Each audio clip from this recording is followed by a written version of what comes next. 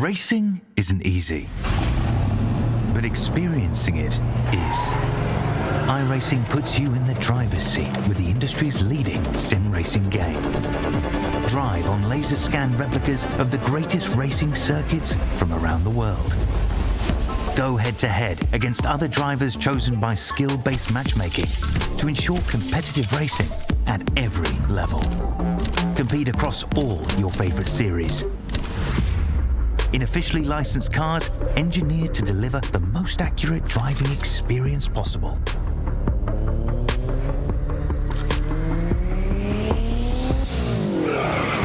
Join a race or host your own with players from across the globe.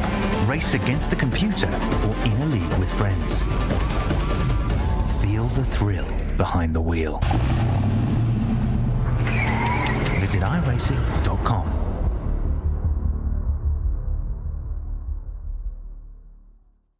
Welcome along to the 12 hours of Sebring powered by VCO. 12 hours on the clock and focus on two teams heading to the 2024 IMSA Esports Global Championship.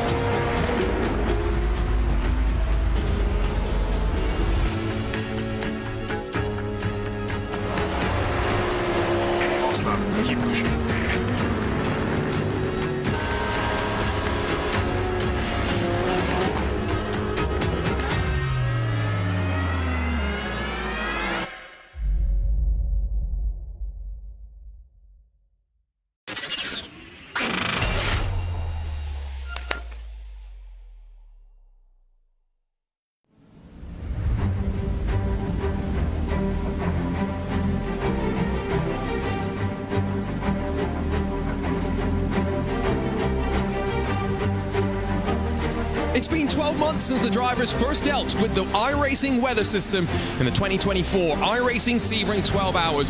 Fast forward 12 months and lots changed, but for the first time, a special event with no rain on the horizon, and that means a 12-hour sprint here on the bumps at one of the most historic tracks in all of the United States. Hello everyone and welcome along to RaceBot TV and to the iRacing Esports Network. It's small and tall in the commentary booth once again. Arjuna Kankipati alongside of Dara Thacker as we get ready to kick things off. And Dara, I think I'm a little bit disappointed because, like I said, for the first time in 12 months, there's no weather watching going on. Instead, we're just focused on the sprint that is an iRacing special event. Yeah, more like the good old days, isn't it? With a longer form race, no rain on the horizon, teams really kind of judge the strategy a little bit better than they've been able to do at the likes of Daytona a couple of months ago, Bathurst last month as well. So lots of opportunity for so many teams here, some newer faces to top split and some returning drivers as well. This is going to be an excellent way, I think, to keep us going in 2025 special events. We had a lot of fun at Bathurst. Dara and I were there for the first couple of hours in what was a weather-affected start to that race. I think we're going to be in for a rip-roar of a start here, though. The only of our special events in the month of March. In April, we will head out to Road America for the 500, which is really cool. Let's not forget, IMSA announced their 2026 schedule already. They're going back to Road America for an endurance race next year. And then May, all center stage, of course, as we make our way to the Brickyard and for the iRacing Indy 500. And then I know, Dara, you've got June scheduled and the 4 hours of Thruxton, but here's a look at the event format. 12 hours of racing, and Dara, the thing I'm most looking forward to figuring out, how many teams have gone for more than 2 drivers in this top split? Yeah, it's going to be interesting, I think, just to see the balance between some of the teams, some of the drivers. You know, a lot of the drivers will have been wanting to get on to this, but it depends on the consistency of some of the drivers. You know, the rosters some of the teams have, the likes of Grid and Go, once again, having 7 cars. Now, how they're going to balance that, you know, among all different machines is going to be interesting to see and to kind of get a gist of who can stay in the car for long periods of time, what the stint lengths are going to be. It's going to be really interesting. First few hours are going to give us a good gist, but it's going to obviously run all the way into the evening, right into the night, well, into the European night at least. See someone pointing out that we've had some special events without rain. You're right, but not with these cars. And these drivers in particular have been talking a lot about how the rain's impacted their racing. BOP is going to impact things as well. We'll talk plenty about car choices. You can see in the GTP, couple of weight and power adjustments, slight fuel reductions for the BMW and the Cadillac as well. On the side of the GTD, weight galore across of every single car. There's some adjustments to be made. We'll be very curious how that fares out across 12 hours of racing. Dower, we're expecting, without the rain, temperatures in the midpoint of the day to reach searing temperatures. Yeah, it's not necessarily going to be helpful for teams looking for strategies and being able to manage the car. So difficult to really manage so many different variables, particularly in a race like this with so many cars out on circuit, with your own individual race to run as well, and with class sizes that are pretty hefty, particularly when you look back at the GTDs. So I think a lot of considerations are going to have to be made, particularly into that middle phase, later phase of the race, with how drivers particularly are able to manage their car, hand over to their teammates in the best possible position. You don't really want to be making that extra pit stop, particularly in a 12-hour race, because you almost think about the fuel numbers before you get into the race. You have a real good plan going into the start, but it can all come undone very quickly. The ideal scenario is to make sure that everything is going as planned, really. It was a fun 12 hours of Sebring in the real world last week, and now the drivers underway for their first attempt in qualifying. It's Alexander Spetz who we're watching right now, who's swept onto the Elman straight out of turn 16. You can already see, though, temperature in the tires more important. And this, something else we'll touch on in the opening of the race, the fact that these GTPs, Dara, have had a major update in the iRacing build that has just dropped. And so now cold tires is a big thing, which is going to impact qualifying. Lap 2 expected to be faster, but also the race when they get out on track after their pit stop cycles. Yeah, it's going to be very interesting, I think, particularly with the almost the split between the GTPs and the LMP2s. When GTPs come out of the pit lane, what the kind of pace differential is in that opening lap and a half or so. Difficult to manage, and again, a slightly new challenge for these drivers to face. Seasoned GTP drivers now over the last year or so will have almost got used to how they're able to get out of the box and get on with their strategy and get on with their race. That's going to change now. The LMP2s will know that as well, and I think finding that balance in the early couple of pit stop phases is going to be really interesting, just to see how some of these cars act, what kind of strategies are for some drivers to get past, if you're a GTP, some of the LMP2s as you're warming those tyres up. But, new things always create more excitement, don't they? They do. Excitement as well, given that no red line in this year's event, which means that we're not going to see a Max Verstappen entry from the Formula 1 Grand Prix in China, of course. That's where Max is right now, but it does mean plenty of other drivers have a chance to win. Williams Esports and Drago Racing grabbed GTP and GTD class victories a year ago, and with that secured a spot in last year's IMSA Esports Global Championship. That's the stakes up for grabs here as well. So GTP's second lap, Alexander Spetz, has been a pretty tidy lap, all things considered, as we've taken a look at how things have been going, but off towards that final corner. And I tell you what, Sim doesn't really tell you just how blind it is on entry. Flick it into the right and then start to scrub off the speed. This is maximum commitment, though, from the Drago Racing car. Just do or die, though, for Alexander Spetz. Is it going to be at the top, or is he going to have to find his way through the field?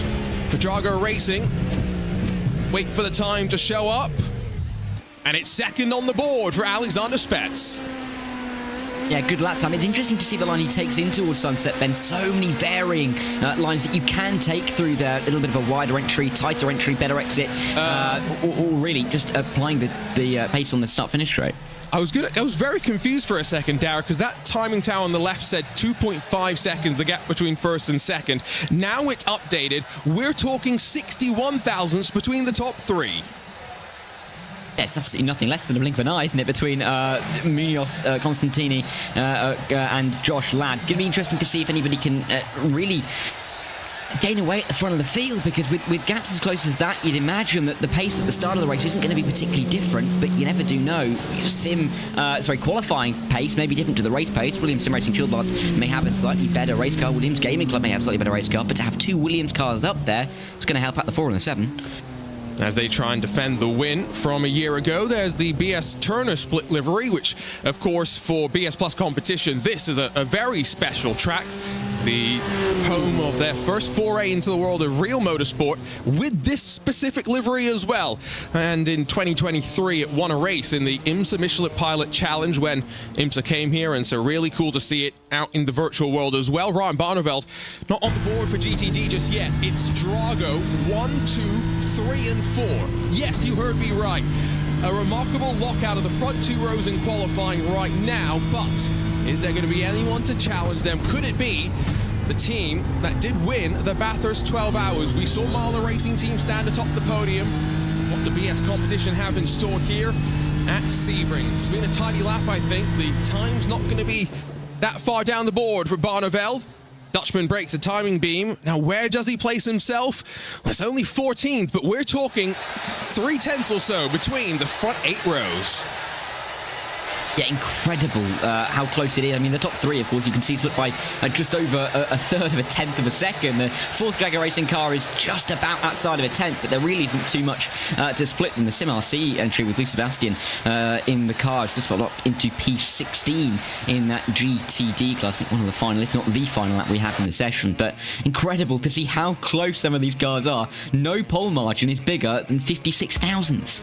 And we haven't even touched on LMP2s. Jaden Munoz will lead us to the green. The Williams Sim Racing Chill Blast 144.995 gets him to that pole alongside Scuderia Ferrari HP Esports team, trying to bounce back after the disappointment in some ways that was Daytona, but not in terms of performance. Josh Ladd, Williams Gaming Club, alongside of Alexander Spets for the Drago Racing team, with Yeri Lettinen in the Williams Sim Racing Academy entry, alongside the rock and rolling Frenchman Maxime Briand. Keep an eye out for him. He's made some moves here before. Gridandgo.com inside of the second Scuderia Ferrari HP 499 prototype. Then the edge of the top 10. Keep an eye out for both Dominic Hoffman and the second of the Apex Racing Team machines. A third of the Apex crew lines up alongside Marla Racing Team and Owen Carroll, who are trying to replicate their victory at the Bathurst 12 Hours, with the other of the Grid and Go GTPs alongside of the Apex Racing Academy. Patrick Thompson in a second Williams Sim Racing Academy car alongside Ilka Happala for Fiercely Forward at the back of the 16 GTPs. Meanwhile, in LMP2, they're only 5 seconds or so slower than the GTPs, and Sven Haase has got to pole position, 29 thousandths though clear of World Sim Racing Esports. James Baldwin, yes, that James Baldwin, is inside of Nathan Olsen on row 2, with Alessandro Romanelli for the World Sim Racing Esports Abruzzi car inside of Kings by Tony Kanaan. 3/10 between the front 3 rows, while Jonas Wanner for Dora Esports is alongside of Lasse Urin, and for Grid and Go's other 003 LMP2, Williams Sim Racing Academy, they're inside of Team PGZ, with IFR Esports, Delatraz Automotive by Majors Garage, and then at the back of the field, it's Simify Esports all by themselves. And last but not least, GTD locked out by Drago Racing for the front 2 rows as they look to defend their win from a year ago. The Apex Racing team in a Lamborghini are inside of PGZ and P1Docs.com and Sam Ward at the start of this race. Then back to Gabby Montoro in Simify's number 16. Dino Lombardi rolls alongside. We're seeing a fair mix of manufacturers as well, something to touch on before we get underway. Norby Kish debuts for Sheza Esports alongside of Daniel Lafuente in that Veloce machine, and then continuing to roll through the rest of the cars. SDR Esports, they're in 13th, but in front of them you've got Williams Sim Racing, Racing Prodigy, and World Sim Racing Esports. SDR, BS Plus Turner, Veloce Thrustmaster, Sim RC, Gridandgo.com, World Sim Racing, and then we'll get to 19th Fiercely Forward. Cars aren't rolling for the formation lap. We've got plenty of time right now. Williams Sim Racing Academy, Apex Racing Team, Falcon Sim Racing, Gridandgo.com, Sheza Esports, Mag Performance SRT, and then Fiercely Forward Pink, SDR, Gridandgo.com Esports, 2 World Sim Racing cars, and Zenith at the very back. Here's a look on board at the pole lap. We're going to fly through turn 1, try and get as close to the wall and the cone on the inside, and then break in a straight line up towards turn number 3. Sweep through Big Bend. We've got to be careful of your curb usage here. We saw in the real world it's very easy to be pushed offline.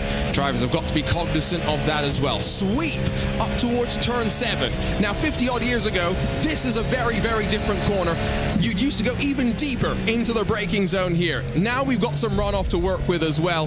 But you got to be careful when you're battling with traffic here. We've seen drivers be pushed off into the grass when they're not necessarily keeping an eye on the hybrids and the LMP2 spooling up behind them. Straight line braking in towards Cunningham Corner, which is very, very bumpy in the middle of the track, and then find your way single file, hopefully, slithering through in towards Tower Turn. You can see how the track sort of funnels up, but you want to be on the left-hand side as you brake and then bring the car back over to the right-hand side. This, by the way, the pole lap from Jaden Munoz in that Williams Sim Racing Chill Blast machine. Fly in towards Le Mans Corner. A couple of stabs down through the gearbox as you fly your way through this section. But Dara, all things considered, looking at this pole lap, not much being done wrong from Jaden Munoz, and that's why 56 thousandths, he's on pole.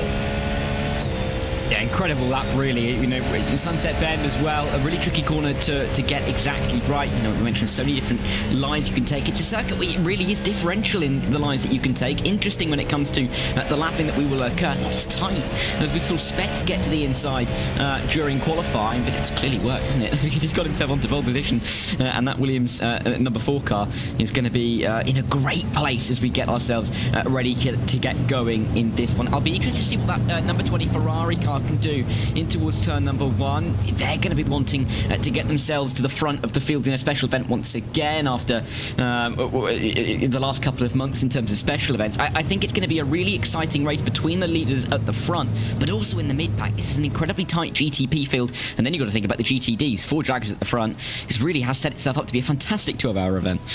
Right, putting you on the clock as we're behind that BMW pace car who's ready to drop off and away. Who wins in GTP, Dara? Oh, you've thrown me out of the bus already. I'm going to say the number 7 Williams Gaming Club. Why not? It's cool. Okay, I'm going the number 50. I'm going Scuderia Ferrari. Let's go quickly over to GTD then, because Drago lock out the front 2 rows. Who's your pick there? Let's go with the number 9, Taylor Barnard, in that car off the start. See what he can do for the Drago. So here we go. 12 months on from the deluge at the iRacing Sebring 12 hours. It's clear skies as we get ready to go. 2 spots in the IMSA Esports Global Championship up for grabs as well. And off we send the pace car. It's a sprint now to the end. Jaden Munoz gets us underway. Let's respect the bumps for 12 hours in the iRacing Sebring 12 hours, powered by VCO. A look to the inside from Drago Racing, who slipped past the Williams Sim Racing Academy car. Great start there. All 3 of our classes are underway at the very same time, though. And LMP2, Sven Haas has punched the throttle and have got a healthy lead. James Baldwin has slid through a second. Plenty of fans in chat will love that action. GTD's under the bridge, though, and now off to the line as they get underway as well. Drago already under a little bit of pressure, though, and there's some chopping and changing in that field as well, because one of the Drago cars is down at the tail end of the field. Dara, some action to start this race off.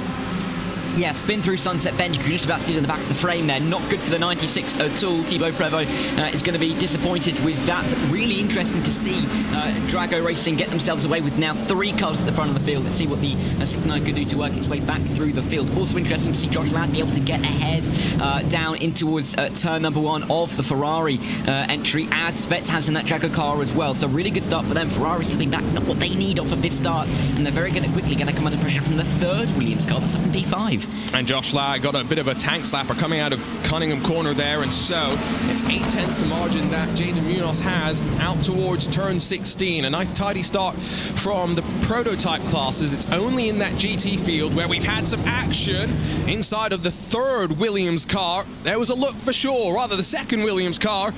And now Drago Racing see an opportunity. They've already found a way past Nicholas Boy, who's taken the start for that Scuderia Ferrari esports team up the inside. Spets makes his presence known, and so through Sunset Bend, a corner with a million lines, it feels like it is going to be Williams Sim Racing Chill Blast that come out to lead the opening lap. Drago Racing in tow behind them. And then look at the field behind, because any one of these contenders could make their presence known in 11 hours and 58 minutes.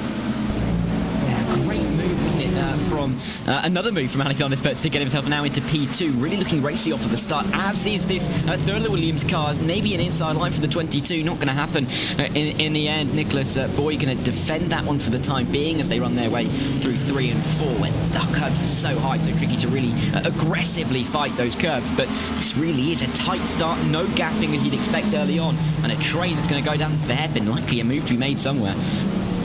Remember that because all 3 of the classes start at the same time, in some ways you might expect traffic to maybe not be a factor so early in this race, but the GTD cars stacked up slightly further behind on track before they got the race underway. There should be maybe 5-6 laps before there's the potential. The first bits of traffic, I would think. Owen Carroll in that Mahler Racing machine is in the heart of the action, but Ollie Steinbrat in the 2nd Scuderia Ferrari HP team. A wiggle wobble there from, well, I think that's the Apex Racing entry, who just doesn't have the grip to be able to hold alongside. You can see there's some drivers looking to try and make some moves. Who are we blaming for the lack of liveries on some of these cars, Darrow? Oh, I'm not gonna get involved in that. We're only 4 minutes in, Arjuna. Going to get me in trouble. But yeah, I mean, some quick paintworks on some of these cars. And interesting. It's always quite interesting to see, the Williams cars with the Chill Bars car, the Gaming Club car, and of course the Sim Racing Academy car, all inside the top 5 with relatively, radically different liveries, all things considered, which makes it slightly easier to pick between the group of them. But Ferrari, they get their liveries the same way. The 20 and the 51 looking the 50 and the 51 looking resplendent in Scuderia Red as well. The GTPs are just settling into their rhythm. Remember, the new tire model would have seen the opening couple of laps be a bit of a stretch to try and keep the tires underneath you. Lap 3 is when they're really at their best, and from there, progressive fall off. Let's check in with the Spectalaras in the LMP2 class. 1.5 seconds. Sven Haase has burst to a race lead. Williams Sim Racing edge of the top 10 for them. Feeling some pressure from Lasse Uren in the second of the grid and go cars. Bobble off of 1, straight line into 3, the braking zone, but all of these drivers just riding. I've got to wonder, is there some fuel saving going on for some of these drivers, knowing they can't make too many moves in the early doors? Yeah, I don't think anyone really wants to force the issue, of course, with no weather on the horizon. A lot of these teams know that they're really just, as we've said, racing to the end here. They know their fuel numbers. I don't think there's going to be too much aggression in the early couple of stints here, because they just want to make sure that they can get towards that at least third way mark in the race, still on the strategy plan that they have. So I think we are going to see a pretty calm approach from a lot of these teams in the opening couple of hours of this race. I think if moves are going to be presented, obviously drivers aren't going to not go for them, but I don't think we're going to see too many issues being forced here, particularly towards the front of all 3 trains, and particularly in the GTDs, because Drago aren't going to trip themselves up if they are 1, 2 and 3. If anything, they'll work together to get away from the rest. So really interesting dynamic, I think, in the early stages, but I do think we will see a few moves in the next 20 minutes or so. Let's check back in with the GTDs as still single file. Yes, Drago have lost 1 of their cars. It helps when you qualify 1 through 4. I did see a comment in our YouTube chat on the iRacing Esports Network. That is the Formula E Taylor Barnard. Yes, he's done plenty of iRacing special events, and he's made the switch from the Apex Racing team, where he's competed for the last couple of years, over to Drago Racing alongside the likes of Hugh Barter and Alex Dunn as well, another driver with some real-world credentials. So we'll definitely keep an eye out for him. And Dara's pick for the race, of course, is the number 9 Drago Racing entry, currently second with Barnard behind the wheel. Are they starting to build up a bit of an advantage to maybe not necessarily Luke McEwen in the Apex Racing 199 who's coming with them, but to Sam Ward behind that? And that could be a really interesting, almost little tussle to have if Luke McEwen can go with those 3 Drago cars, and PGZ and the P1Docs.com car with Samuel Ward in drops a little bit further back. Semi-fire kind of in the same position that the 114 is in for PGZ at the moment, and then it's still quite close towards the back end of the top 10. So I think those top 4, if they can run away, it's going to be a really interesting dynamic.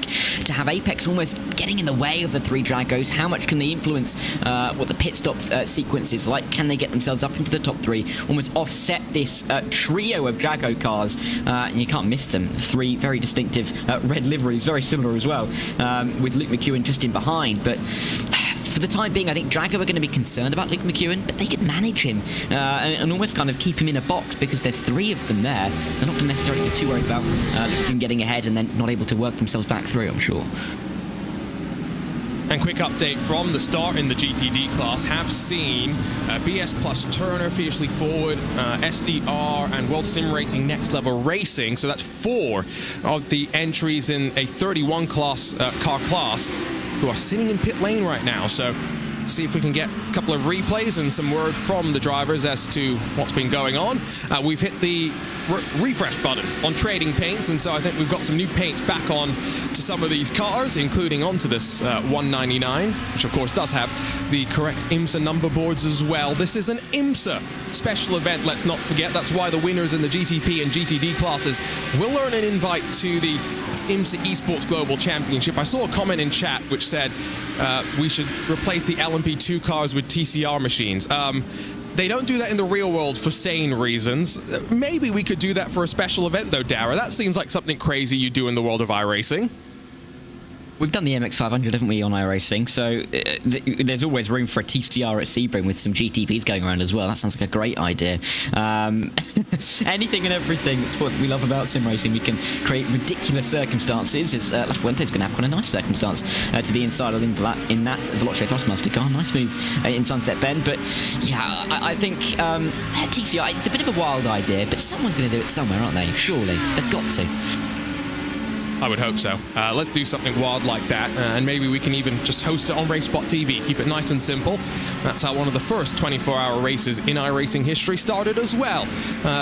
What I am seeing, though, as Norby Kish gets passed by La Fuente there, is Sam Ward has not really dropped off the back of the front four, and so everyone's staying pretty much as they are at this time. Track map shows that as these cars sweep out of Big Bend, the GTP leader, currently still Jaden Munoz in that number 4, he is cycling in through turn 3 right now. So, like I said, give it a couple more laps and we are going to start seeing that traffic sweep its way on through. Munoz in control right now, though. He's 1.4 seconds clear of Spets. Yeah, I was going to touch on that because the gap that he'd built up is relatively impressive when you think about how tight they were off of the line and how close they were after the opening couple of laps. So now to have it at 1.4 is, you feel a little bit safer. But of course, when you come up to the back of the traffic, you're going to lose some of that time immediately. Whether we can see a better management through the traffic for Jaden Munoz in that Williams Sim Racing Shieldblast car, we'll have to wait and see. But it will present opportunities for Spets in the Drago car, for Josh Ladd in that number 7 Williams Gaming Club car. So you never really do know. It's all nice and calm and sedate for the time being. The second you hit that traffic for the first time, and it's not going to take much more than the 10 minutes we've had so far, once we get to the back of the traffic, as we can see it right there, things could start to explode, things could change very, very quickly, and it's often that first pass that can often catch drivers out. Looking forward to that first pass as well. Hopefully a couple laps away from some bedlam. Here's a look at what happened on the start. Remember, these drivers haven't technically even crossed the line yet as they head underneath the bridge. Oh, he's going to look to the inside and he's going to turn himself. Yeah, I don't think the tires are up to temperature there. Not even sure if there's contact, but then bam, they're all coming past and the inevitable eventually gets tagged. And I'm surprised not more contact, although a Corvette decides I'm already in need of repairs. Let me come down to pit lane straight away. Incident down at turn 1 as well. A couple of cars spinning off, and there was a Drago car coming through, nearly getting involved. But here is Munoz into the traffic through turn 1. He's got through a few over the start-finish straight. He's going to overtake 2 as he runs towards turn 2, as those two GTDs fight side by side in towards the second corner. Spets has 2 cars between himself and Munoz, which is exactly what Munoz would have wanted to see. And the GTD's being quite nice and getting out of the way a little bit as you make your way in towards Big Bend as well. So Munoz negotiating his way through very nicely indeed. But he's going to be looking for an inside line as he gets to the hairpin. I remember I was watching the Grid Finder 240 back last night, the 3rd round of the IMSA Esports Global Championship last year. And we had some moments at turn 1 where GTPs went either side of a GTD car. Maxime Briant in particular went off the track and made a pass around the Coanda Esports machine that I still remember to this day. Keep an eye out for moves like that. You can go off the track in the sim. Trust me, you can't do that in the real world. Some of the drivers who I was talking to in the Prodigy Racing League were talking about their experience at Sebring, including Jordan Johnson, who's had the opportunity of racing here in the real world. That was a bit risky, though, as he got to the inside down at Tower Turn. Hybrid spools up, though, and he blasts past a couple more GTPs. Yeah, and as he gets in towards the right-hander towards Le Mans curve, he gets through another couple. As you can really get a sense of the difference in pace between the GTPs and the GTDs. Fine down the straights, you can just take an inside line and get past 2, 3, 4 of them if we get to Sunset Bend, but then it gets a little bit trickier. And we'll see Spets here try and go for an inside line. There's just about enough room as he makes his way through. That GTD is going to come down on the lines. He's going to go inside, going to go outside. It's going to be the inside in the end because the GTD washes slightly wider, as you would expect. But management of the traffic is such a key factor. You could be the fastest one-lap driver in sim racing. You could get pole position for the 12 hours of Sebring. The traffic management really is where you could come unstuck, and it's why these drivers are in the cars that they're in top split, because this is what they excel at. That was close as Nicholas Boy in the Scuderia Ferrari machine, I believe, Oh, it might be Ollie Steinbraten behind that one in particular through traffic, just having to be careful of the GTDs. Remember, everyone's racing their own race. We've got a full field, 60 machines started this race. You can't get a field more packed than this in the world of iRacing. Justin Bernier in the Apex Racing Academy machine slides up the inside of his sister GTD car. And meanwhile, their teammate putting the pressure on at the front of the field. Here comes the Lamborghini to the inside. Luke McEwen knows he's got to start making some inroads on the Dragons, and he pushes, he bullies his way on forward. Get out of my way, Nicholas Mateo. Luke McEwen's on through. Yeah, McEwen getting himself through a little bit wide was the Drago, forced a little bit wide, but in the end McEwen is up into the top 3. Can he start to now chase after Taylor Barnard and Nicholas Rublow? We'll have to wait and see. More GTP traffic to fight their way through on the leading group of GTDs though, so we'll have to wait and see and put a halt to that thought maybe for the next couple of laps. Still we see everybody piling through in towards the Le Mans curve we go. That's the number 22 Williams Sim Racing Academy car coming through. Then you've got the 99 and the 97 Apex cars to come through as well.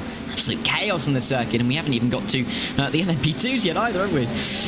There will come a time when all 3 classes are on top of one another, and that's when endurance racing is at its most glorious. There's 3 wide action as Gabby Montoro in the Simufy entry looks to try and get past PGZ, and the P1 Docs 114. Not going to work out as Sam Woods rides the outside and rides the momentum, but now he's going to be compromised potentially in through turn 1 if he's pinched.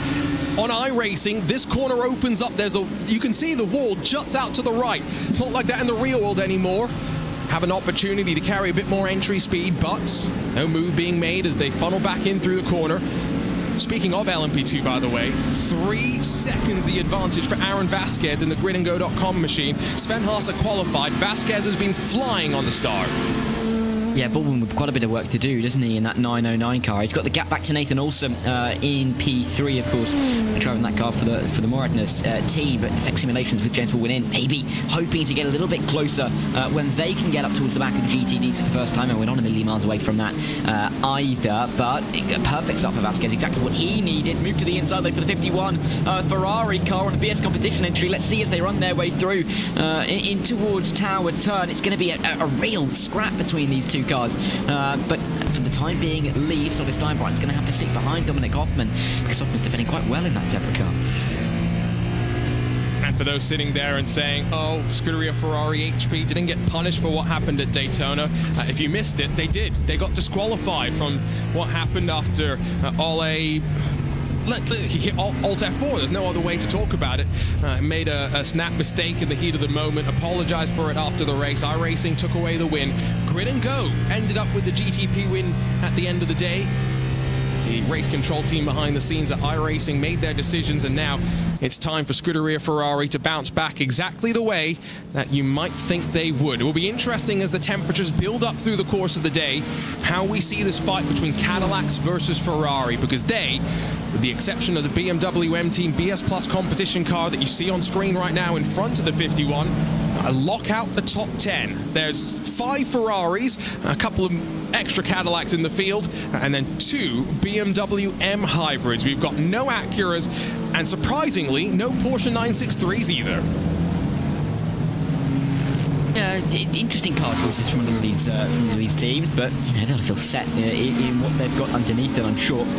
And a lot of teams, I think, that almost got used to the car entries that they've come to know and love. Really, some have chopped and changed in recent times, but it's good to see that you get some consistency for some teams, and some teams like to experiment just that little bit more with what entries that they often use for these special events. Varying special events that almost require varying aspects of the car, what drivers feel most comfortable in. So, really interesting to see that difference, special event to special event.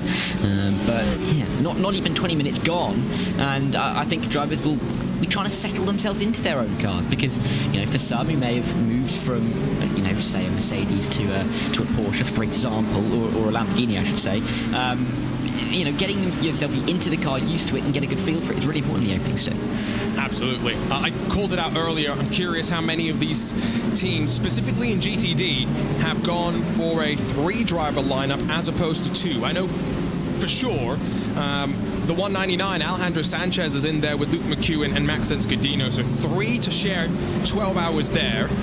But compare that, for example, with, again, same Apex Racing team, but the 97 in prototype. Jordan Johnson, Danny Chivichavo are going to be sharing the car. The 98's got Marshall Hubert and Marcus Solholm. The 99's got Dan Amor and Maxime Briot. The fact is, Dara, but you know, all these drivers, they do tens of hours, sometimes 20, 30 hours of practice for a special event, and they want to try and get as much drive time as possible in a 12-hour race. Do, and you know, again, balancing it out between the drivers can be a difficult task for teams, but yeah, again, plans will be put in place early on. They can change, you know, some drivers, if they feel really good in the car, if they are on a, you know, the hot bit of form in, you know, a stint or two, may stay on a little bit longer, but the balance is, of course, a real talking point, and teams will be talking about that all race long, and there'll be conversations being had right now over team discussion channels about what to do with strategy, how the strategy is going, whether they can stick with plans. And you know, the explosion in terms of sim racing in the last few years means that there's so much more of a focus on special events like this now, that there really is a team of people for each of these cars working to get the best result possible, isn't there? Absolutely. There's spreadsheets involved, which is when you know things are getting serious, when the data gets broken out. Sometimes as well, some teams will have, you know, more complex ways of managing their strategies, but I've talked to even people sometimes in the real world, and there's no substitute for a pen and paper at times, and just making sure everything's written out and aligns the way that you expect it. I think that's the most important thing. 8th on back, Delatraz Automotive by Majors Garage. They've apparently lost the number boards off the side of the car, but they've got gridandgo.com behind, and then the Williams Sim Racing entry, the 27, who's got Matthias van Erven at the wheel currently. They're not far off the race lead right now. They're still within 10 seconds of the race leader. Someone had asked, why should we include LMP2 in a race like this when you've got GTPs and GTDs? The answer is because they sometimes have some of the best racing in our special event, and they're getting ready to dial their way through traffic for the first time. Yeah, let's see how this can develop itself. Number 12 Grid and Go, obviously going to be facing the brunt of it. The 003 Grid and Go, looking at the back of that 188 Delatraz Automotive car for the time being, with Lasse Jurinen looking for a move. Difficult to find it into the walls of the Le Mans curve unless you really have sent it, or you are pretty much alongside anyway. So he's going to sit behind and wait. Again, opportunities are going to present themselves as you work your way through the GTD pack, and there's a fair few GTDs, 28 of them on the circuit right now to be exact, so a fair amount of opportunity for the LMP2s to work through. Mind you, only 13 LMP2s, so for the GTDs themselves it's going to be a little bit easier to manage that traffic than it was the GTPs, albeit there's only a difference in 2 or 3 entries between the classes, but this really is where we could see some big changes in this class where we haven't seen too many so far. And this is a race where Dara's already called it out, but because we have 12 hours uninterrupted, there's no rain expected on the forecast for this special event. The strategy is a bit more of a sprint and working backwards from the end. Can you minimize the amount of time you spend in pit lane?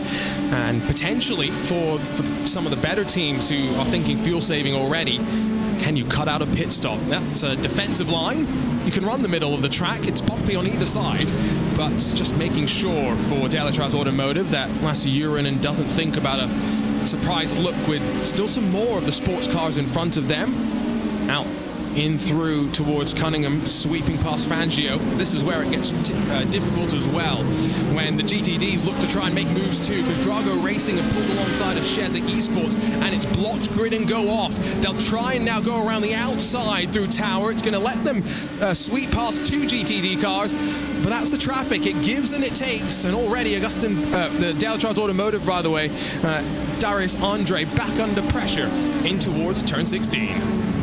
Yeah, and more traffic to negotiate your way through as it all bunches up uncomfortably so as you get in towards that Le Mans curve. 2 Grid and Go cars getting close together. Oh, a little bit of contact actually between the LMP2 and the GTD as they work their way through the 003 with a little bit of door-to-door contact, and it'll allow a couple of GTDs to come through. But I was going to mention that we had seen contact between some Grid and Go entries back at Bathurst just last month, and hopefully the same wouldn't happen again. But the 003 hadn't even got up to its teammate before contact had occurred. Yeah, we had grid and go, 4 or 5 cars in contention, but that was towards, unfortunately, the mid-pack at Bathurst on the initial start of the race. Bathurst 12 hours where we were quite amazed that we got through the opening lap safely for the most part. The only drama was the fact that the pole sitter had missed the start of the race. And why did they miss the start? Well, they gridded up initially on the dry tires, so everyone else was gridding up on the wet for the most part. Decided to come back into pit lane and try and switch, but too little too late. They missed the start all by themselves. On board with the Maradna 17, Nathan Olsen works past 2 GTDs up the inside, and he's not far off now, the tail end of James Baldwin. 3.2 the margin between first and second, and Baldwin starting to look a bit more in the rearview mirror. Yeah, as Olsen gets ever closer. Inside line, though, for the 909. Just about gets that move done as they make their way through Cunningham Corner. The 114 is going to be overtaken as well by Nathan Olsen, as he will get to the inside line well before Tower Turn and make sure that the 17 is right on the tail of Baldwin. Vasquez has negotiated his way through absolutely beautifully now towards the front, or actually out of the front of the GTD pack, and very soon the 909 and the 17 are going to be there as well, with a tightening battle for P2, a widening battle for P1. However, these three do look like, for the time being at least, they're going to be the class of the field, because Door Esports are just another couple of seconds back and dropping a little bit off the top 3 at the moment. Yeah, no, we are seeing this first cycle through traffic's allowing that slight build between 3rd and 4th, those podium positions breaking away, but long race could still see it switch back around. That's going to be your race leaders now that 2nd and 3rd are able to fly their way past out of the final corner. And so they'll get a couple of laps of clean air now before we'll have to do the traffic dance once again. Oh, we got a car in the wall. That's a World Sim Racing Corvette, as Lucas Prada finds himself in some trouble. And not what Lucas Prada needed at all. He will join BS Turner, the SDR 79 and the WSR Esports Next Level Racing car down pit road. Those 3 already out. And, big moment. How much of a hit is it into the wall? It's not the biggest of hits, to be fair, but suspension could easily be damaged front and rear there with the lateral hit as they make their way through it. Yeah, you can just see almost unsighted, the car down the inside, but yeah, it's not the ideal scenario, is it, Andrew? I understand why the LMP2 went for it, but like I said, that's a blind entry into the actual bend of Sunset. The flick on entry just sets you up. It's not really part of the corner. Maybe a bit aggressive there. Field for Lucas Prada. Fortunately keeps it out of the wall. There's enough runoff there as an alternate layout, which sometimes IndyCar, when they use the other side of the track, you can use the other half of the track all by yourself here at Sebring, run simultaneous events, and so a couple of extra layouts to be used. Here's another look on board, riding now behind, and this will kind of show it. The Corvette's got to turn in instantly, and yes, there's some air between them, but left plenty of room. Yeah, in the end, the Corvette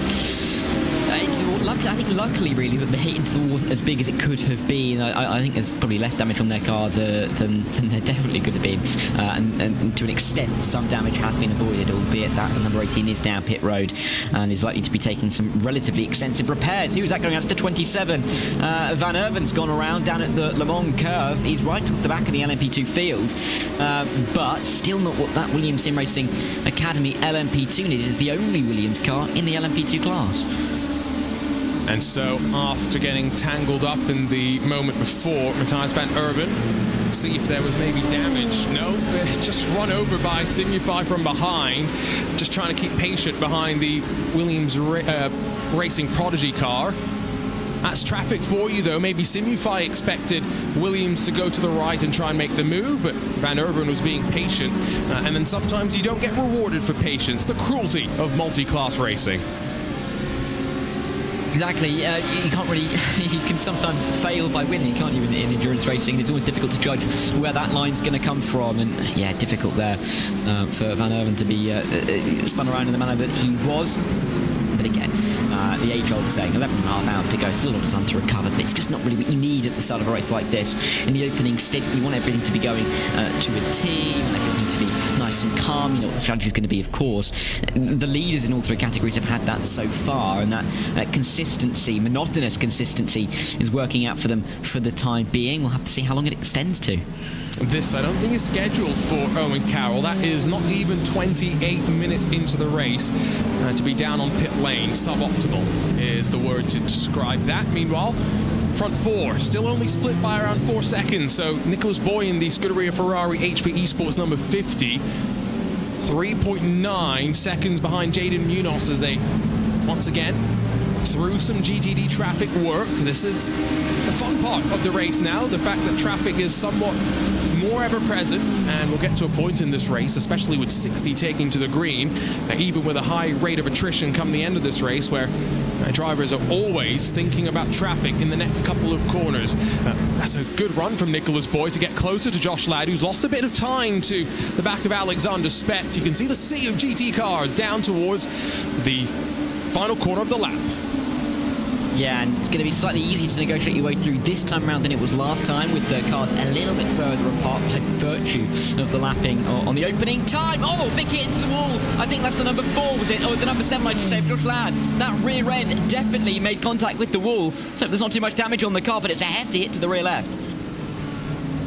And that's the risk of going around the outside at Sunset Bend, isn't it? You put your faith in the GTD car to somewhat give you a bit more room. You're asking them to compromise the corner. I think the benefit for Ladd there is that it's not a hard wall, it's just a bundle of tires effectively, and he might just have grazed it. And so fortunately, I think the Williams Gaming Club machine's not going to show any lasting battle scars from that moment, but something to keep in mind for Josh Ladd, that is for sure. Meanwhile, still working through the traffic. It's allowed the Williams Sim Racing Academy car to close up. Not far behind is then 3 Apex Racing Team entries, 6th, 7th, and 8th. And quite curious, for the first time, we're seeing the Apex Racing Team in the Ferrari 499P.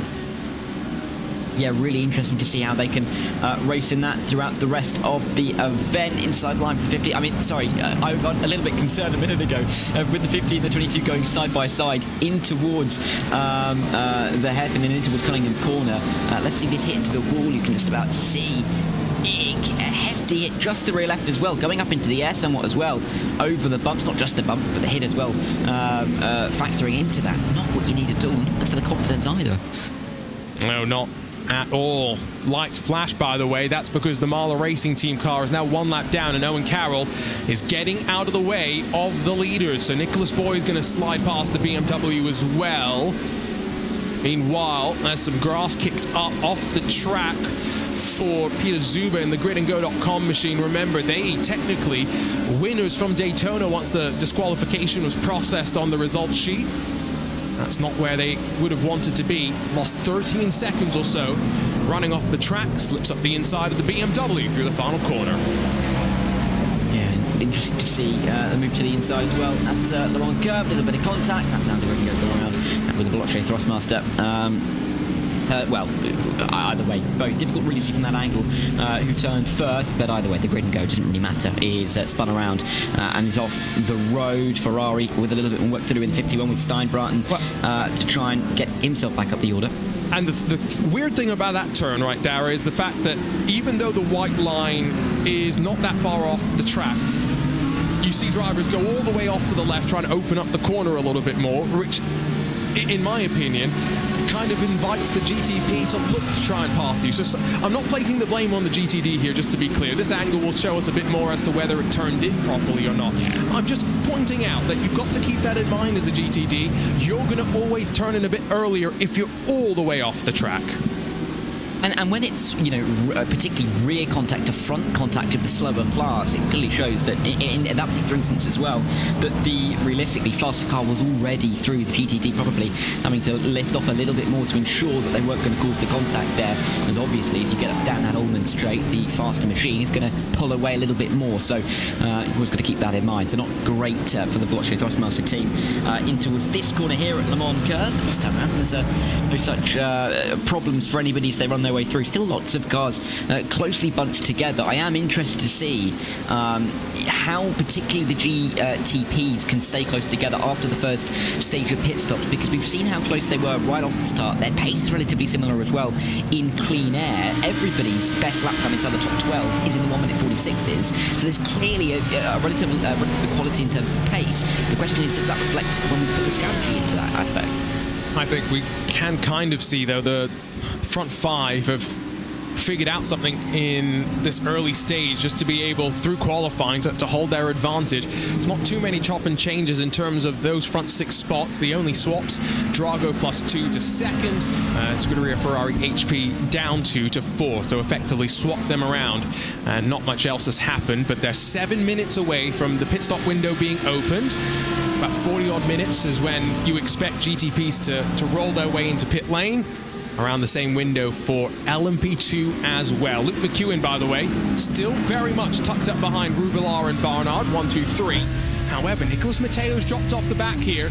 It's 3 at the front for GTD. Yeah, great to see these guys fighting it out, really hammer and tong in the early stages. Just they haven't been side by side, but clearly there's a big strategy element to be played. Rubilar, Barnard, McEwen kind of looking at each other and trying to figure out what the others are doing. Particularly, I think Rubilar and Barnard looking at McEwen and vice versa, because I think there's likely to be a little bit of conversation being had between the 6 and the 9 in the early stages of the races. There will have been with the other 2 entries, the 96 and the 69 Dragger Racing cars. 96 car as well, of course, after spinning very, very early on in the races, recovering relatively well up to P21 with Thibaut Prevost behind the wheel. Leif Sebastian was the last car he overtook. The Falcon Sim Racing car has been a victim as well, so only 21 seconds off the lead comparatively when he's been off the start. It's not a bad way to complete the first 35 minutes or so. No, absolutely not. If you're wondering about GTD pit window, I think mentioned it once before, but around 60 minutes is where you're aiming to be. Reality is going to mean, I think, some teams end up coming in just before the top of the hour. The Williams Sim Racing Prodigy car has got Beckham Jasir behind the wheel. On the case of Sam Ward, Beckham Jasir, who did win a Prodigy pass, so he'll be part of the Prodigy Racing League. Won his pass last week in the finals of the BMW M2 CS Racing Cup, which it's really cool to see as well, the fact that, Darren, new for 2025, we have an official safety car for our iRacing special events. It's also a BMW M2. We only see it, though, on our formation laps. No safety cars in any of these special events. No, it means that if you have had some kind of issue in the early stages, damage has had to be repaired, you just know that you're going to have to fight your way back through manually, really. There's nothing artificial in terms of a safety car that can help you work your way back through the order. And that's really a consideration that is somewhat annoying to drivers if you have an early mistake, particularly if you're not even in the car.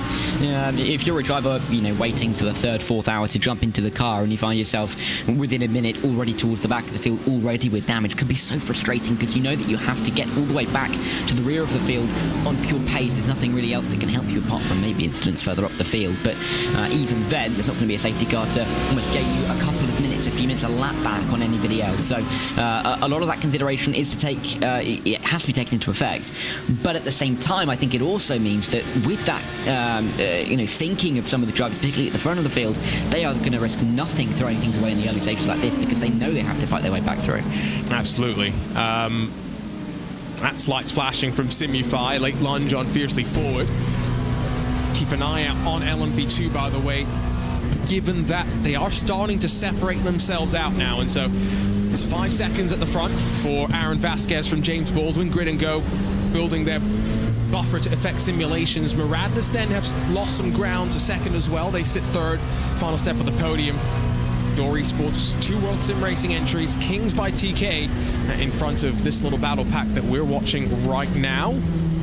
Still with the only one GTP team to have made their way down pit lane, that Mahler Racing car, which is in front of us right now. But 3 minutes away, we think, from pit stop windows starting to open up. And you've got to think about setups as well at this track, right? Because Sebring is known sometimes for being a bit of a car killer. It's so bumpy, and so understanding how stiff, soft you want to make the suspension of the car, how much grip you have through the low-speed corners, because you've got some of those, you've got some medium-speed corners and high-speed corners. It's got a little bit of everything.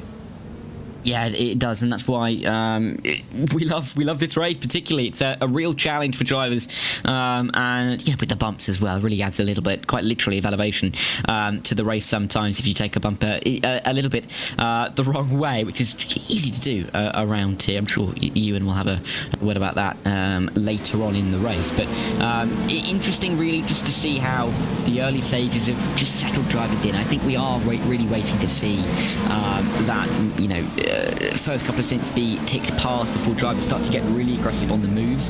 But at the same time, I think the earlier you're going to feel safe in making a move that could be a little bit bolder or a little bit more aggressive. And so the drivers that maybe not necessarily at the front, but have settled in well in the early half an hour, we may start to see them try and work their way through in the latter stages of the opening stint. The LMP2s are now getting passed by GTPs, which is going to potentially be interesting. There's only 5 seconds in terms of lap time difference between them. There's some corners in the around the track where the GTPs might actually be a little bit slower than LMP2s on occasion, given that they rely quite heavily on hybrid power. So keep an eye on whether we do see any slip-ups, but Jaden Munoz has navigated it relatively well. Josh Ladd, we did see that brush against the wall. I don't think it's really slowed him down too much. I think what has cost him, though, is just traffic, right? It's not necessarily been all his own way, and so he's lost some more ground to these top two. Alexander Spetz still right there with the race leader. But Jere Lehtinen, Maxime Briant, Jordan Johnson, that fight now for third position has gone from 2 to 5 contenders. Yeah, really has widened out, and I think there's going to be a little bit of play around when we get to the pit stop phase for the opening time between those drivers and those teams to see if you can gain a position or two in the pit lane. Always, easier to make a position over the pit stop window than it is on circuit. You don't really have to do as much, really, apart from just nail the strategy, which is, of course, far easier said than done. But this battle down here with a 007 Gridigo leading the way is going to be one that we have to keep a real keen eye on, even if it isn't for that top couple of positions. Some of these drivers, particularly those towards the back of this train, may be looking to work their way through, and don't count out the fact that that number 8 dragger car is the number 8 in the session, but you know, morally and psychologically it's the number 96 for Timo Prevo, and so don't get too confused. But that red car you can see towards the back of the train is trying to come through the field, and we might see some moves very shortly. LMP2 pit stops, by the way, just before we reach 40 minutes on the clock, so race leaders in have been a couple to extend the stint, but a majority are in the box and getting the full service tires and fuel. Steen Ledger, who we're watching right now in the 007, he's gained 10 positions so far this race. That's not the biggest of the movers, though, because World Sim Racing Abruzzi, the 123, Daniel Ferguson, the team manager's currently at the controls. He's been given the responsibility of starting.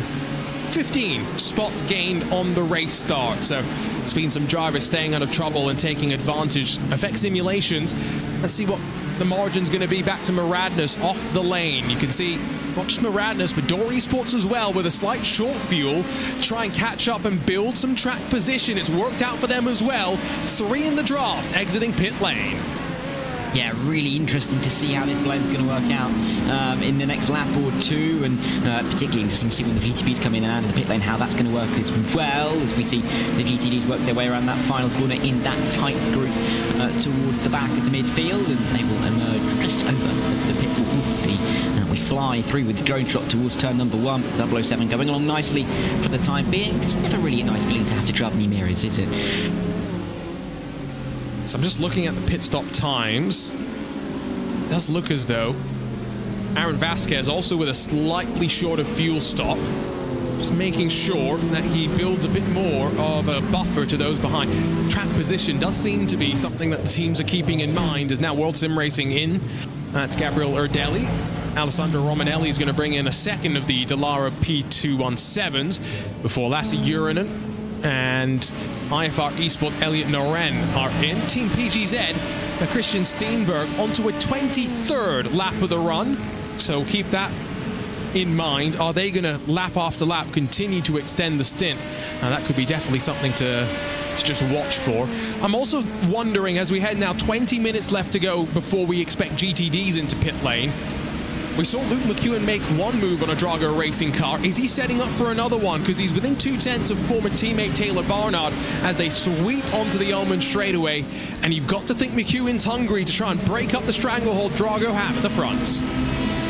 Yeah, and I think getting yourself, if you're Luke McEwen, involved in that top two, you could just unsettle them, and really that could be all you need to do. Just getting ahead of Taylor Barnard may just put off the number 9, maybe, you know, put a little bit of question marks into the back of the minds of some of those original GTD leaders. If Drago had 1, 2, 3, 4 for the line, if they are all of a sudden 1, 3, and 4 at some point, they're not going to be as happy and not going to be as calm and comfortable with where they were just about 40 minutes ago.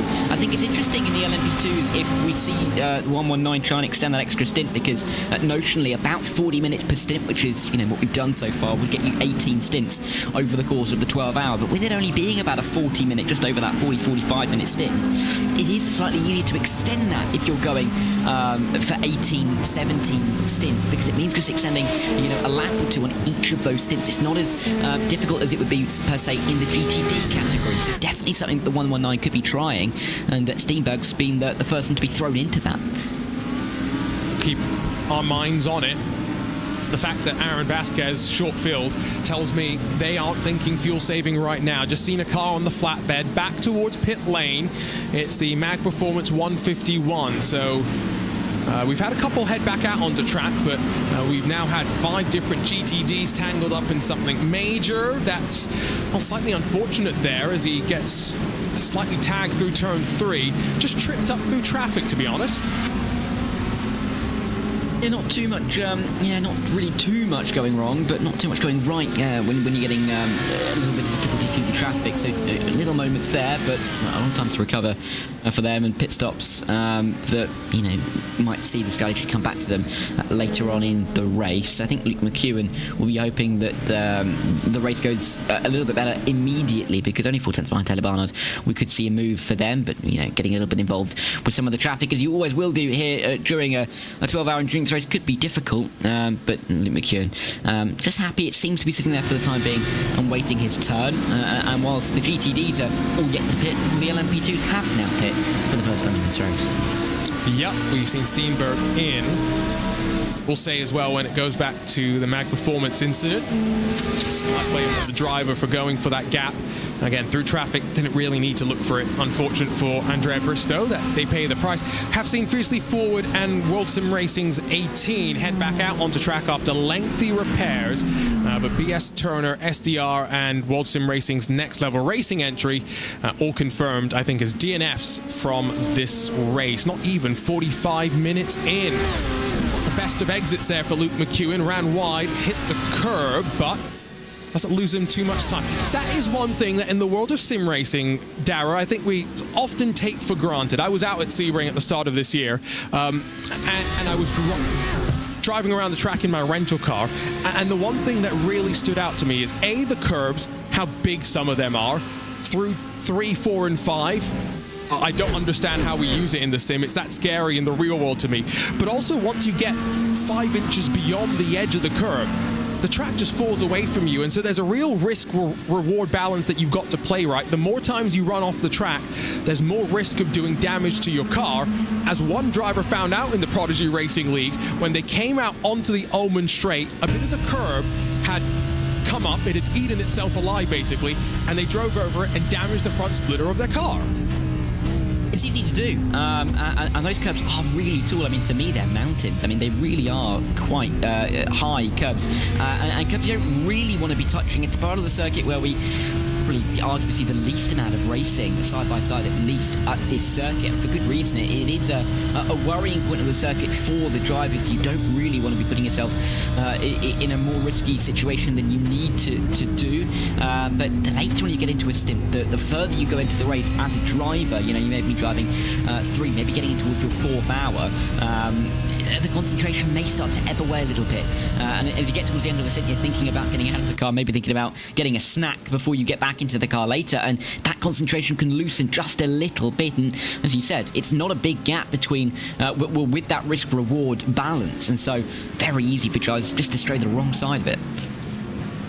We've got our first trips to pit lane in the prototype fastest class. The GTPs have seen the Ferrari 49Ps roll down pit lane, seemingly a bit of a disadvantage to them in terms of fuel mileage and what that will mean. Let's not forget, the Cadillac has been hit with a 1% reduction in fuel capacity, but even then, Ferrari's coming in slightly earlier.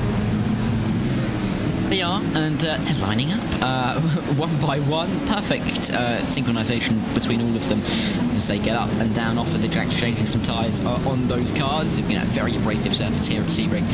Surprising to see that tyres are likely to get a little bit worn out. And I think you mentioned it towards the top of the show, Arjuna, about how the temperature is going to increase as we get through the day. That tyre regime may only get worse and worse and worse as we wear on into that afternoon when the temperature is increasing on this Floridian Peninsula.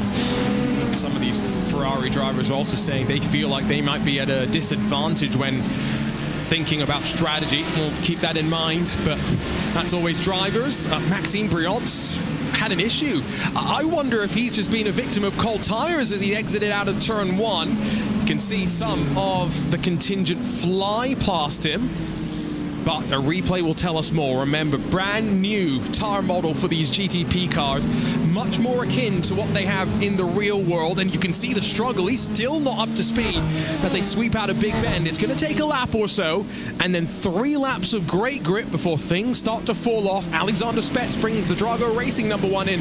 Williams Sim Racing staying out longer on track.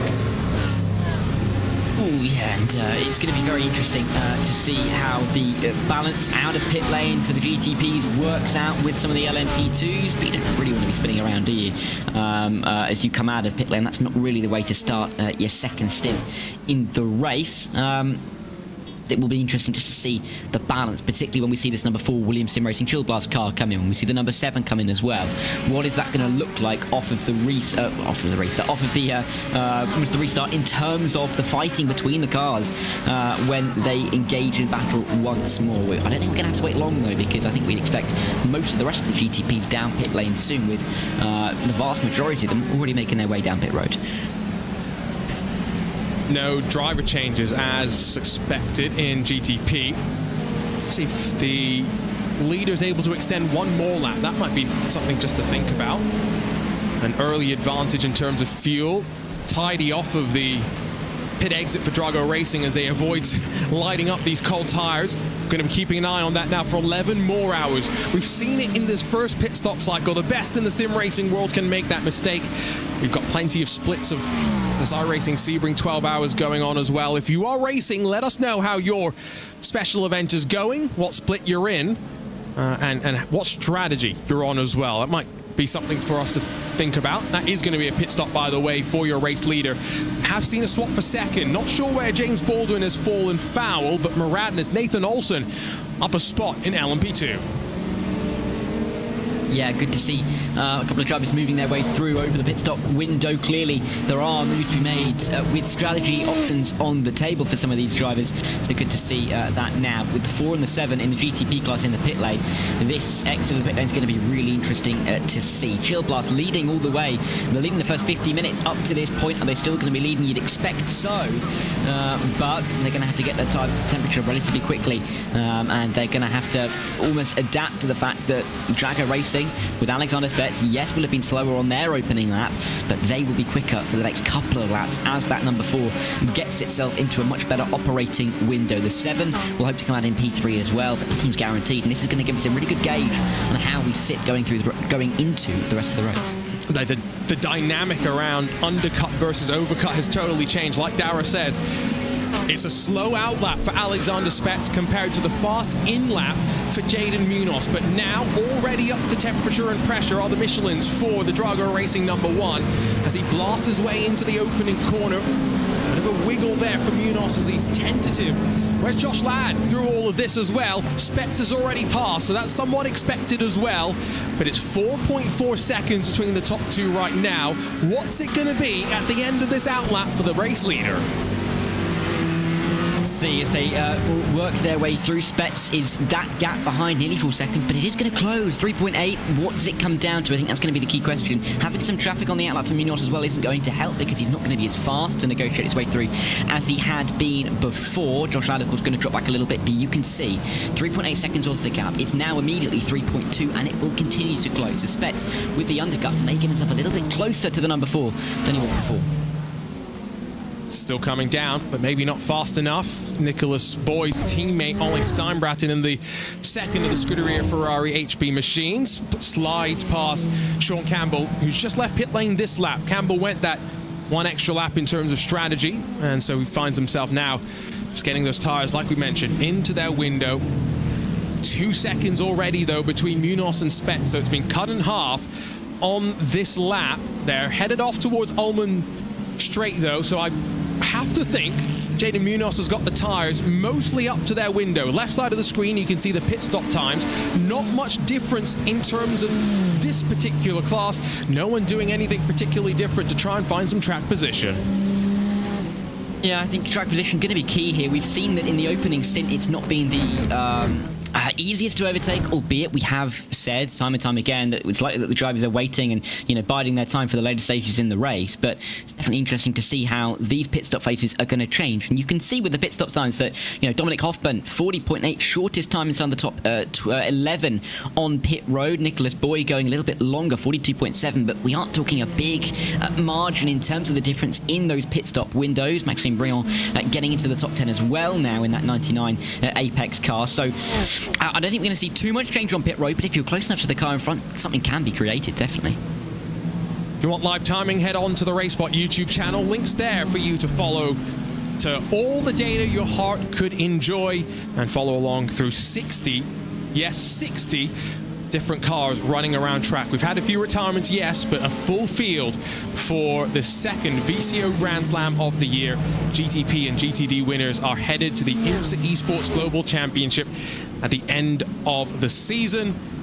A long way to go before we wrap things up from the iRacing Petit Le Mans and can get our grid started to be finalized, but I'm sure there's lots of excitement for some of these drivers. You can also see the movement from the GTP class on the left side of the screen, +4 for Jordan Johnson, -4 for Maxime Briand in the other Apex car, of course, after a slight spin. A -8 though for Peter Zuber. That's the biggest loser in the class.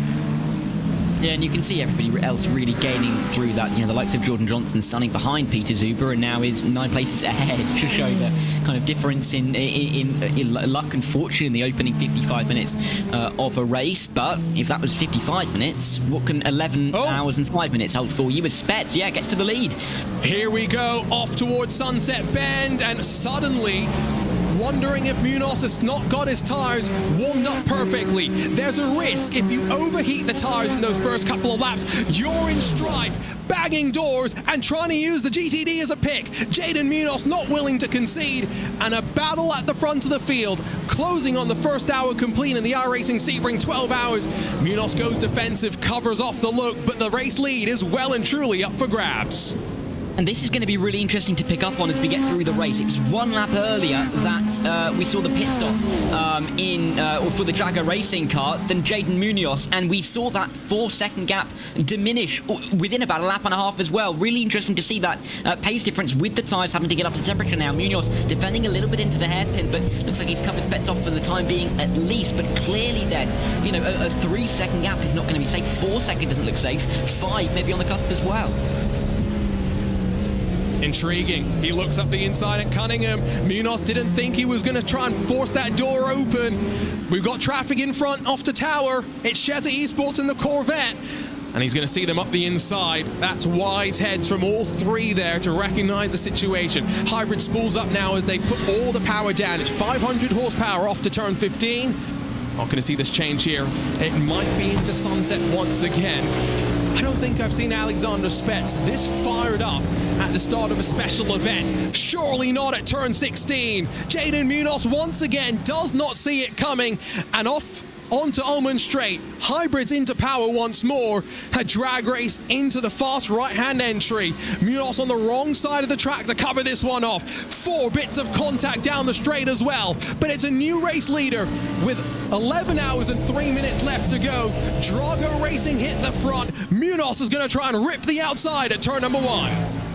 Yeah, it's getting very, it's getting very intimate, isn't it, really? Oh my word, more door banging, massive hit as the number 4. I was wondering if that was more contact to go wide or whether it was just the line that Munoz was taking. Looks like the line because he's nailed it around the outside. He's going to get back to the lead if Spets can't use that inside line to his advantage. Off the road goes Jaden Munoz, over the grass, back onto the tarmac, and he's going to come out back into the lead of the race. Is he going to be able to hold on into the hairpin? Spets has a good run, but he's got the outside line as well to deal with. Slow down for Jaden Munoz for cutting the track, but I think this is where pride is starting to get in the way. The ego doesn't want to let the Drago racing car get in front, and now he parks it off the corner, doesn't get all the power down. They're risking it. They are flirting with disaster right now. Live timing links being posted in the iRacing YouTube chat. All our focus is at the front of the field right now, and because the leaders have made about 20 bits of contact in the last 30 seconds. Yeah, they just cannot keep their hands off each other. Oh, my word, inside line now for Alexander Spets in towards Tower Turn. Little bit more contact as they rub off of the exit. Munoz trying to get back towards the inside as they come in towards this really fast part of the lap, and with 3 GTDs in front, it's not going to get any easier. Left and right, or maybe not, because Spets is going to be able to control the line. Munoz is going to have to sit and wait in behind. They'll both get to the inside line at Le Mans Curve, so no real meaningful advantage off of the corner, but they are going to be pretty much locked together once again. Munoz maybe a little bit too far back to make a send into Sunset Bend, but with their action we've seen in the last 2 minutes or so, be hard pressed to bet against it. I mean, they have a lot of confidence in their engineers that if there's any damage, they'll get it fixed quickly and get them back out in the race lead. Jaden Munoz a little bit overcooks the entry there. Josh Ladd's found himself in contention. Nicholas Boy's not far behind. But we've got 4 cars once again within 4 seconds for the first time in 45 odd minutes. And a new race leader as Alexander Spets takes control. Cadillac running 1 through 3, and then the first Ferrari piloted by Nicholas Boy. 3 spots gained on this race start. And like I said, I don't think I've seen Alexander Spets this fired up at the start of a special event for quite a while. Oh, Munoz as well, really not giving this one up at all. You'd expect that as we are ending the first hour here at Sebring, and it's a prestigious event here, the Sebring 12 hour, the second of the Grand Slam events in 2025, of course, after the Daytona 24, and a couple of these teams, in fact, quite a few of these teams will have been disappointed after the Daytona race a couple of months ago. Clearly, you can see that firing themselves up in the opening stages here at Sebring. Not necessarily qualifying performances the drivers will have been hopefully happy with, but with a start to the race that really shows that the gloves are off in 2025 between some of the biggest teams in sim racing. Left side, you can see GTD pit stops, by the way. Taylor Barnard jumping in front of Nicholas Rubelar, and so it's still Drago 1 and 2, slightly different ordering as they leave pit lane, and Luke McEwen has been quite patient. We haven't actually hit the hour complete mark, and so as we see this flood of pit stop activity for these sports cars, question will be, will they need to do some fuel saving to avoid a splash and dash to the end of the race? 1 hour complete though in the 2025 iRacing Sebring 12 hours powered by VCO. Dara Thacker alongside Arjuna Kankipati in the broadcast booth. It's small and tall to kick things off. We've got Lewis McLeod and Cam Roger to jump in for the next couple of hours once we step aside. Uninterrupted coverage coming your way on the iRacing Esports Network and on RaceBot TV. We weren't quite sure who was going to win this race in terms of GTP. It was kind of pick at random, but you did pick a Williams car, Dara. I'm just making sure I bring that up right now. Okay, yeah. Come back to me later. I may be slightly embarrassed by my pick, who knows. But I also picked the number 9 Drago racing car in GTD, and that's winning the race, so hey. I've got one that's currently going better than the other one, so there's always that I've got going for me. We'll see how long that lasts, though. But Taylor Barnard doing a fantastic job, started P3 up into P1 now, Rubelar and McEwen in tow. That trio of cars hasn't necessarily split up too much in this race, but really neither is this front GTP battle.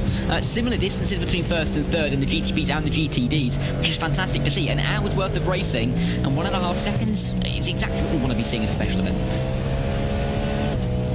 I mean, I was a bit unsure about what the special event without rain was going to look like, but these drivers are trying to keep us intrigued all the way to the very end. So hopefully we get as good a race to the checkered flag as we did at the Bathurst 12 hours a month or so ago. That was a really interesting fight as the Mahler Racing team were able to hold on. 3 different teams and 3 different manufacturers in contention in the closing stages. If you are Jaden Munoz, though, I think you've got to get the bit between your teeth and just calm down right now. I do think in some ways ego's got the better of both drivers with some of the contacts that we were seeing. We know how quick they are. They don't need to be doing stuff like that. Different lines though in through sunset. Nice to see. Yeah, great to see. They are almost working off each other, not necessarily working off each other, but having differing lines. You can see what the other drivers are doing. You know, Spets sat behind Munoz is now behind Spets. Really can get a good eye as to what your rivals are doing to some of these corners. And when there are so many differing lines, you know, the little bit of, you could learn a little bit, but the little bit of knowledge that you can gain of how your rivals race into certain parts of the racetrack can give you that slight advantage into thinking how you can make a move. And you are going to have to craft some overtakes. It's not necessarily going to come easily to you here at Sebring. There are some good overtaking opportunities that we have here at the circuit, but it's not going to be handed to you. You really have to make it work for you and really create an opportunity and then make it stick. And I think with all those elements together, just learning a little bit about how your rivals can race is going to be really crucial to that combination of important matters to make the overtake. Josh Ladd is now still 1.3 behind as we start to feel a bit more constricted with traffic. It's ever present at this point for some of the GTP drivers. Fiercely forward, get a bit of a scare as Munoz shows himself late through Tower, but not wanting to put a couple more car lengths between those front 2 machines. LMP2, let's touch on it quickly. It's now an 11-second advantage for Aaron Vasquez, who is flying in the grid and go number 12.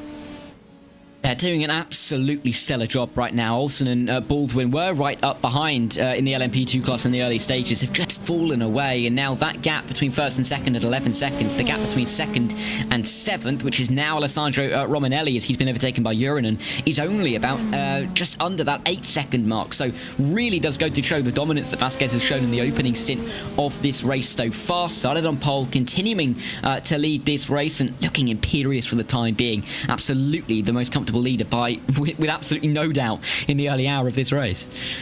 And that fight for second is looking really intriguing. It's a shame it's a fight for second and not up front. Vasquez in complete control right now.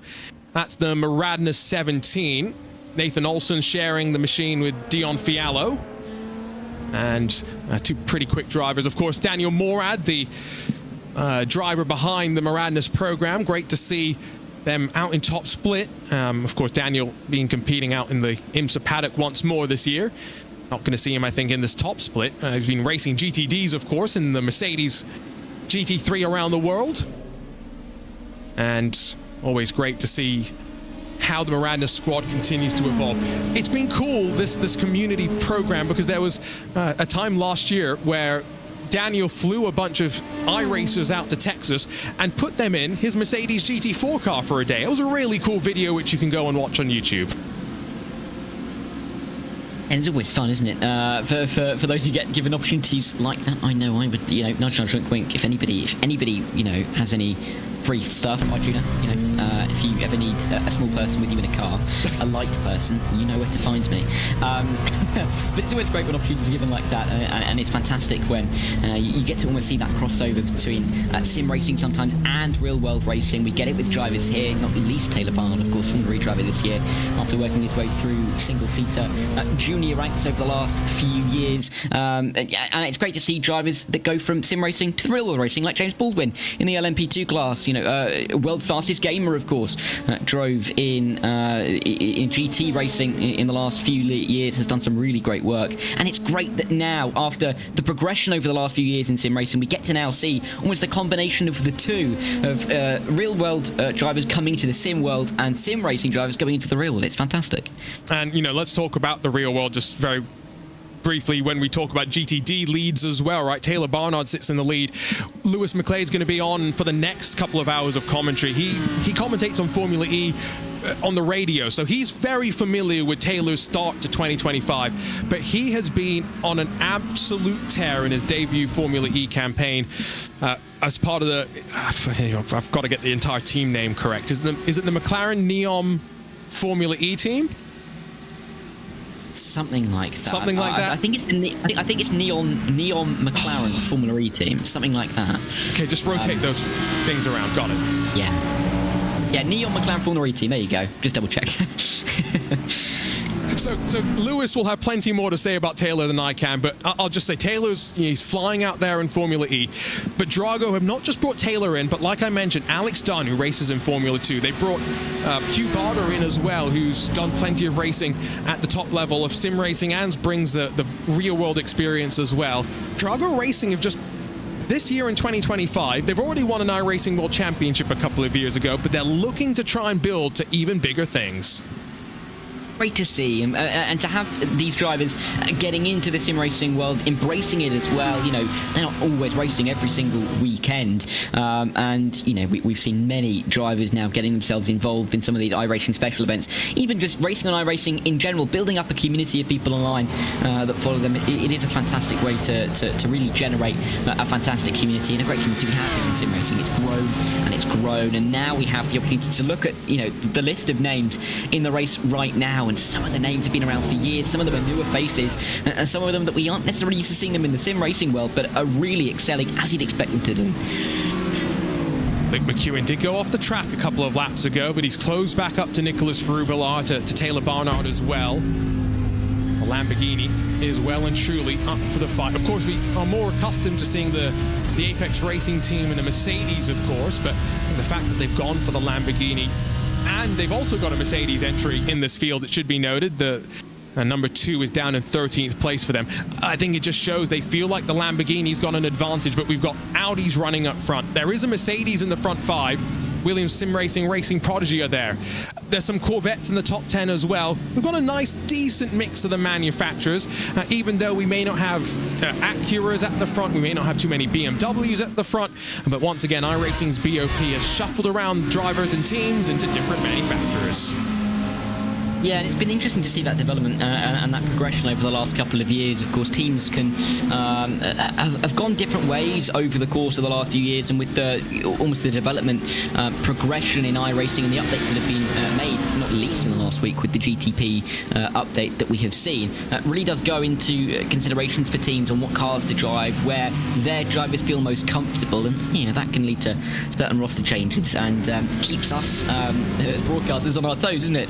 With everything that we see, as Luke McEwen's been kept in his toes because he's got through Nicholas Rubilar, I think, just up in front here. You can see it because as they came through Le Mans Curve, the LMP2s coming through the GTD field meant that Rubilar got a little bit caught up behind.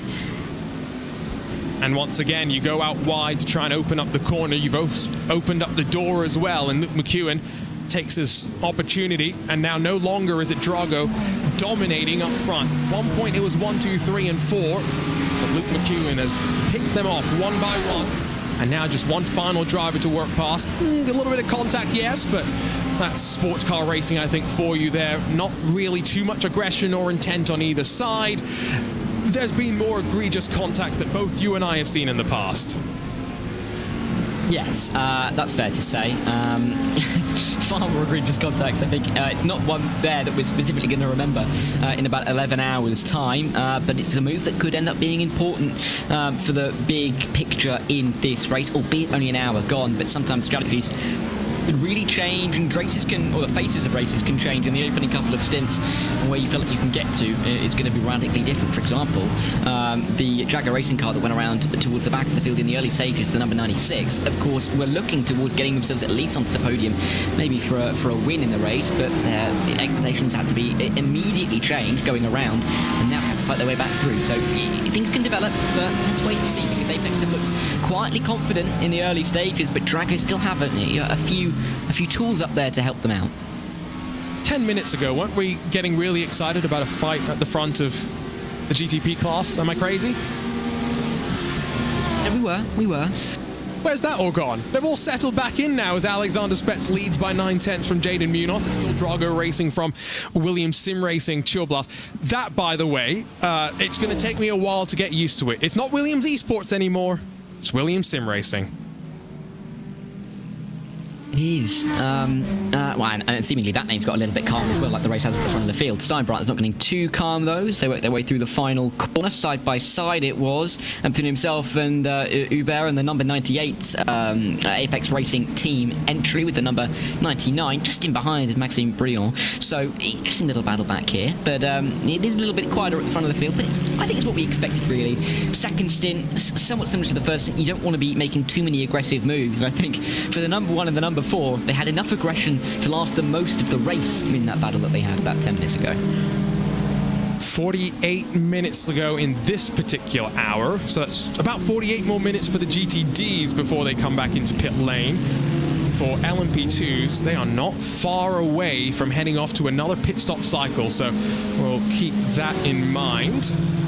The fight slightly further back in this prototype category, it's still only 15 seconds off the race lead, so as much as you might think that these drivers are losing some time to the race leaders, they aren't totally out of contention just yet, and the Ferrari might just end up being something that comes into their favor in the midway part of the day. Track temperature here, it is still relatively mild is the way that I'm going to describe it right now. It's showing as 36 degrees Celsius, which for those that work in Fahrenheit, is about 97 Fahrenheit. Some of the teams and drivers have been saying that, Darrell, we'll see it get as high as maybe 120, maybe 130 during the midway part of the race.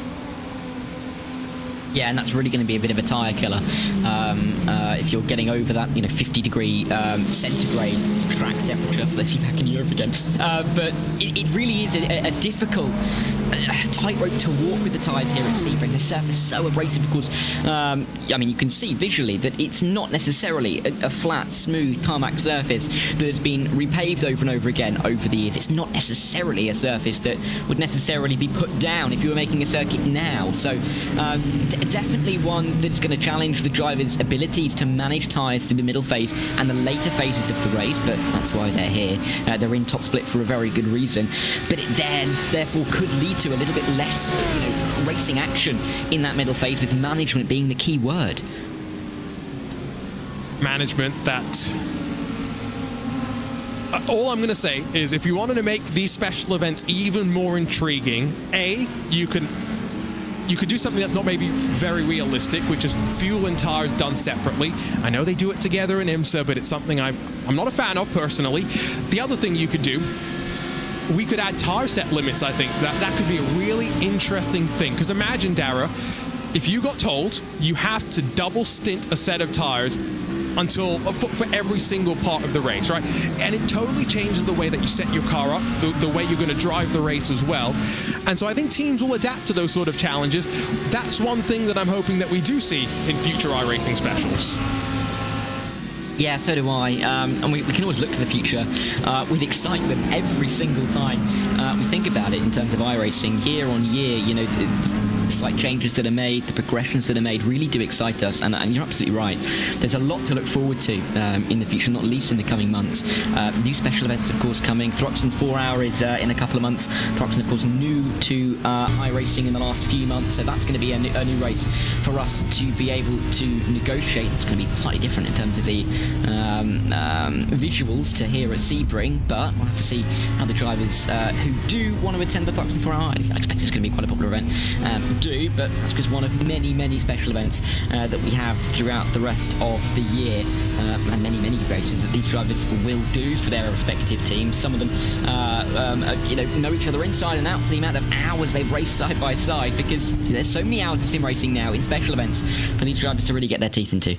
Absolutely, and I'm sure plenty of official racing as well. Remember, lots of these drivers do the official iRacing IMSA series, 45-minute races every 2 hours. Daniel Lafuente, hour and 15 minutes in. It's another spot gained as he passes Oskari Kakkonen, who's taken over from Sam Ward. So there was a driver change in the 114.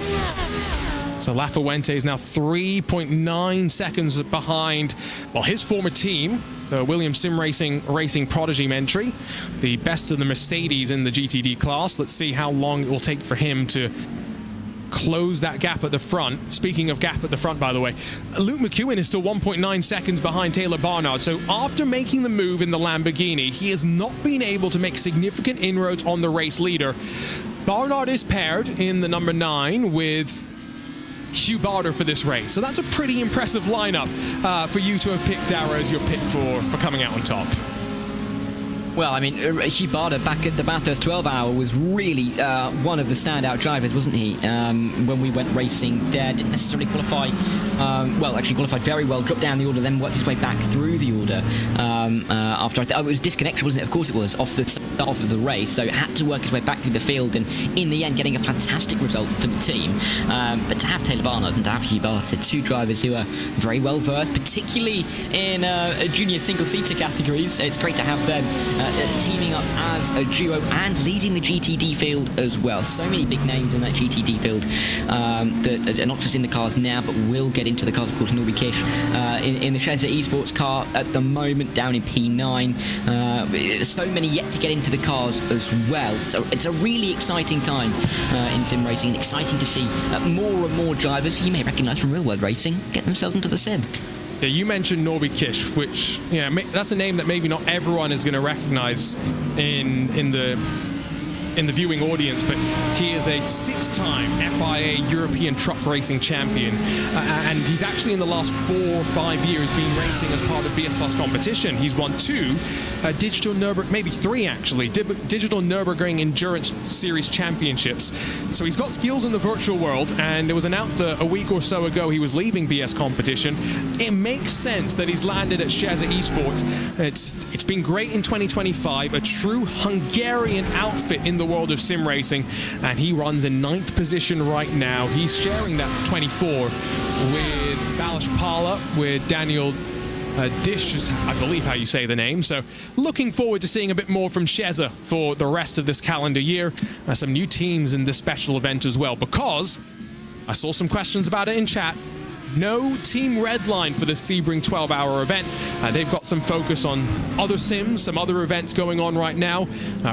R1 Rennsport picking back up, F1 sim racing as well, and so the next time we'll see the Team Redline contingent in a special event, Dara, is going to be during the iRacing Nürburgring 24. Yeah, and that's always what a race that we look forward to intently, and such a difficult race for drivers to be able to handle. So many differing scenarios of the Nürburgring, one of the most difficult tracks, if not the most difficult track in all of world motorsport. So cannot wait for that one. Redline, of course, will be getting themselves ready for that for quite some time, and they're going to set their expectations high, as I think everybody does when Team Redline rock up to the racetrack. They they have been so dominant in the last couple of years in the sim racing world. Of course, crowned world champions back in last summer in Saudi Arabia for the last summer. So it's a really exciting time for them, and looking forward to seeing what they can do. We're watching the second of the Veloce machines. This one slightly further back in the pack, with Cody Deeth being pressured by Leif Sebastian. Behind them, Steen Ledger, who 9 positions gained so far today, has been slowly making his way forward through the field. They're going to be 3 wide as LMP2s and GTPs overlap with them as well. Flick it off into Sunset Bend. It is like I've been mentioning, it's a blind commitment as you enter the corner and then spot the rest of the complex. But Lamborghini pokes his nose to the inside. Don't think that was a passing spot. That GTP took a risk on by trying to go the long way around, but cuts back underneath. It's the 97 with Jordan Johnson behind the wheel. Yeah, and Jordan Johnson having a decent race so far. We saw him picking up quite a few positions in the early stages, and just trying to keep himself in a relatively calm position on the racetrack at the time being, not really forcing the issue too much at this stage, but just making sure that everything is controlled. And that's going to be the key word for the first half of this race, I think, is making sure that all aspects of individual races are controlled. The strategies, the moves that are made, the pace as well, and really the tyres and the fuel. everything is being managed in the early stages. The rain that we've had in the last few special events have kind of caused chaos and shaken up the orders in that aspect. Drivers and teams really haven't been able to safely go with a particular strategy because they haven't necessarily known what the weather's going to do to them over the next hour or two. But here, with the consistency that dry running has given us, it means that management and hitting, your spreadsheet strategy numbers are going to be really critical. Spreadsheet strategy numbers. We're not quite in the middle of the race when we'll dive into those sort of notebook chats, but we'll hopefully get some intriguing conversation, both in the YouTube chat. There's already been some of that, I know, but hopefully some banter in the broadcast booth as well. Some proper endurance racing commentary hours to be hopefully coming up. LMP2 pit stops, by the way, we were wondering just when they would start to be triggered, and I think now we've just had the first signs that here they come on in, and so it includes the race leader, Aaron Vasquez, who hands over to Sven Haase. Maradna's in as well. Effect simulations follow. It's a pit party for the LMP2s. Yeah, almost half the field coming into the pit lane this time around as we've just crossed over that 1 hour 20 mark in the race. I think we'd expect to see a couple of the drivers go that little bit longer. That 119 car with Christian Steenberg in the opening couple of stints went well. Let's see if they do something similar and extend just that little bit further once again, as we see absolute chaos down the start finish straight as well. As we see the side-by-side action in the GTD class. One of the grid and go cars make their way around the outside, but nothing working there. But for these pit stop phases for the LMP2, if we start to see more of an aggregate between when some of the cars come in, could suggest some different strategies as we get towards the end. Who was the... It was the 119, wasn't it? Christian Steenberg who went the longest of them all in the first stint. So we'll be keeping attention on that car to see if it goes longest of them all once again, because Dara had done the math, and the way that we calculated it is they have a potential. Oh, never mind, there's some contact. Oh, Marlowe slipping, sliding off the corner. How did that not end up worse? Over by the hotel, the Lamborghini got into the side of the BMW hybrid and lost them some time. Don't think they've taken any damage as a result of that, though. No, they haven't, and almost lucky to get away with it somewhat. Looked like a very tricky little moment for them coming out of the hairpin. Difficult part of the circuit to really negotiate your way past some slower traffic, because the slower the corner is, the less pace advantage that the faster cars have. Through these faster parts of the lap, as you come out of Tower Turn, you get towards the Le Mans curve down the Ulmer straight towards Sunset Bend. The pace advantage for the GTP compared to the GTD is vast. But when you get into that slower speed part of the lap, it's a similar pace for the slower classes and the faster classes at parts of the circuit like the hairpins. But if you're not committed, if you've not really made the move, it can be easy to strip yourself up a little bit, particularly on the exit, as the traction comes into effect. That little bit better for the GTPs. But it's all about that balance and working through the traffic that is going relatively well for Marla, but clearly not absolutely perfectly. Very random news, but it's just popped into my mind as Steen Ledger pops into the back bumper of Leaf Sebastian there, not once but twice. Chrome horn out, wheel to wheel off the corner, but now left on the outside is the BMW in towards that fast left-hander. This is precarious. One of them's going to want to blink. You'd assume it would be the BMW, and indeed the Lamborghini asserts its right to the apex of the corner. It's going to be enough.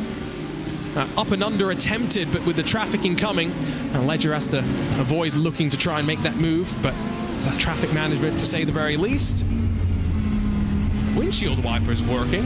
There's no rain, guys. Don't need that right now. Maybe just getting a little bit worried, getting himself ready, just making sure he knows where the buttons are. That could be it, I'm not too sure. But either way, it's not going to necessarily prevent him from going much faster. Thibaut Provo just trying to get himself into a good position to try and get through on this 007 car. May have a good chance actually on the exit. Great exit compared to Steen Ledger. Let's see, is there any kind of move as they work their way down in towards the tricky braking zone at turn number 10. Inside line for the number 8. Is it on? It looks like it definitely is on. The 007 allowing the room to the inside. Drago Racing Steam through. When you give an opportunity to the number 90 or the number 8/96 that has been working its way through the field all race long, Thibaut Prevot is going to take it up to P19 now from the back of the field. It's a nice move. Slowly trying to recover after the contact on the start of the race that dropped them down the running order. Drago started 1 through 4. How much higher are they going to be able to climb? Thibaut Prevot's paired up in that number 8, the Audi R8, with Vlad Kimichev. There's a couple more of the LMP2 machines on pit lane, by the way. It's World Sim Racing that now sit and get the service. And so once again, PGZ, Christian Steenberg do indeed go that extra lap beyond the rest of the P2 class. Yeah, and it's really interesting to see what they're doing here, because it worked in the opening stint. It looks like it's been working in the second stint, because yes, they may be losing a second or two every single stint by doing this strategy, but if they can then gain that all back by not making a pit stop, it's going to be worth it by the end of the race. So really intriguing to watch how this pans out for the 119, and they clearly are the car that are most off strategy towards the front of any of the classes. So really interesting in the early stages here. Let's see if they can keep this up, or whether it's maybe just an early stage strategy change, and whether they'll get back on towards the more preferred strategy later on in the race. The thing about strategy is that once the temperature starts to skyrocket, we're still relatively cool. 38 degrees Celsius is not cool, but you know what I mean. We're still low compared to the peak temperatures we're going to see. When we get to that point of the day, Dara, the speed starts to fall off, right? You have less grip, so you start to just go slower, which means in some ways you benefit, right? Because it takes you longer to do the same amount of laps. But basically what I'm trying to say is all these teams have had to do calculations to figure out how fast they are at the start of the race, the middle of the race, and the end of the race when they're doing their fuel calculations. It's all a lot of numbers, which suits me, to be fair. But it means that there's going to be a few people that are handling that. Drivers are handling how they're driving, and they've just kind of been relayed the information on, how they really should be driving, what the best ideas are in terms of working with the fuel numbers, working with the pace, working with the tyres as well. But the 119 down pit road, as we were expecting, they will lose the lead again to the number 12 Red and Go car. But there is definitely an intriguing strategy at play, as there's also a driver change with Steenberg jumping out. So Loic Rabier is going to jump in. They have one more driver to take over later in the race. A three-man outfit in the 119 are going to see Sven Harsling put the car in pole positions, take over the race lead once more, and then a bit of a change in the running order behind. It's still Moradness that will be second on the road. Door Esports and World Sim Racing have leapfrogged Effect Simulations. Benjamin Fragero's taken over from James Baldwin in the 909. But again, a slightly slower pit stop for them has dropped them another couple of positions. So Darren, a story of this first 90 minutes for them is decent speed on track, but losing time in the pit stops. Yeah, interesting that that's really the issue that they are facing at the moment. Whether that's going to be able to be almost replicated again and again in a negative way, it's going to be interesting. Whether they can almost fix that and try and find a way of shortening that pit stop time for them as they work their way later on into the race. Again, when you get into a race like this, you can have your plans and everything could feel like it's going to go well. Then you look around and see what other teams are doing and realise this could work a little bit better for us, and be able to give yourself a better strategy option later on in the race. So let's see if any teams adapt throughout the rest of this race, because again, there's always room for that, and 10.5 hours is more than enough time to change what you're thinking, change how you're assessing the race at the moment. I was just on Wikipedia, which is a dangerous thing to do. I was looking at Norby Kish's Wikipedia page. We're still watching, of course, LMP2 Race Leader. His career says he began racing with race car simulator Live for Speed. The success he achieved in the simulator made people aware of him. So, random topic, an hour and a half into this race. What was the very first racing game that you ever played? Dara, what was the first racing game you ever played? It was F1 2012, way back when, and I have to say, I wasn't very good at it, and that theme continued for a while, actually. Does that mean you're good now? Oh, no. Okay. Well, I'm getting up here. That's a generally good indication, but I know you're a better driver than I am. Not much better, let's be honest. I did do one top split iRacing Sebring 12 hours back in 2020. I qualified 11th, 1 second off of Josh Rogers. That's my claim to fame. I've never been more proud of myself. My first racing game, I'm pretty sure, was Road Rash, which I don't even think you know what that is. I have never played Road Rash, but I feel like I've heard of it before. I feel like it's is it like motorbikes? Isn't it something to do with motorbikes? Okay. I'm starting to feel young again at heart. At least you know what it is, because the thing that scared me, your first racing game was F1 2012, you say? Yes, it was. It wasn't. Yeah, I graduated high school in 2012, Dara. Dear. Well, I can only apologise for that. Yeah, how old were you? Yeah. I was 6, 7 at the time, about that age. Oh, man. Yeah. I'm sorry. Getting old. So yeah, let us know what your first racing game was. Let us know what your first wheel was as well, because that's something that I'm always curious about. My first wheel, like everyone else's, Logitech G27. Bad pick, isn't it? Wheels, there's a lot of different wheels that are kicking about now as well. With more drivers increasing in sim racing, there's more of a market, isn't there? So there's lots of different options to what there were before. I'd also love to kind of get a judge or like a good gauge on what drivers are using what wheels at the moment. What's the most popular in this top split? That'd be quite cool. That's a good question, actually, because you're right. When I started sim racing, there was only a couple of brands. You had the Logitech, Thrustmaster, Fanatec, right? But not many else's. Now you've got Moza, SimMagic, Acetec, right? There's so many great companies that have entered the sim racing world that, for those coming into the sim racing space, not everyone's just going to the Logitech like I did. But even the pro level, there's, probably some people using VRS equipment, SimuCube equipment. Redline, of course, sponsored by SimuCube, so I'm guessing a couple of their drivers even have the really fancy pedal with force feedback and all of that stuff. We've gone on a bit off topic for a little bit, but that's okay. It's an endurance race, we're allowed to do that. Focus back on the cars. Dara, this fight in the GTP, 4 cars, still within 4 seconds, 90 minutes done. Yeah, it's fantastic to see, really, albeit we aren't necessarily seeing them go at it side by side, fighting for the lead of the race at the moment. It means that the battles are still close, and as we get to the later stages of the race, where the drivers are going to have to make some of those moves, they're going to be close enough that it's going to stay very interesting. And we've just come off the back of the closest Bathurst 12-hour finish in iRacing history. So we have been seeing some really great competitive races of late, and with the competition getting ever better in the world of sim racing, that gap between the drivers is tightening, and it's what we love to see. They aren't necessarily going for the moves, but the pace is clearly very, very similar. I'm loving some of the answers we're seeing, by the way, of first racing games, first wheels. I love the memories. This is what sim racing is about as well. We're watching the top split, but there's many splits of this iRacing Sebring 12 hours, plenty of different drivers experiencing what this great race is all about. And so if you're racing, let us know what split you're in, how your race is going. We'll be very excited to hear about your ongoing reports as well. The final time slot of the iRacing Sebring 12 hours still yet to come. This is the third and penultimate of the available opportunities. Williams sim racing in a very strong position right now, though. We're not far away from these GTP cars diving down to pit lane for the second time today.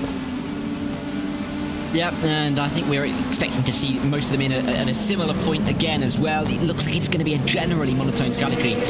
No one really going too bold, too brave in the GTP class.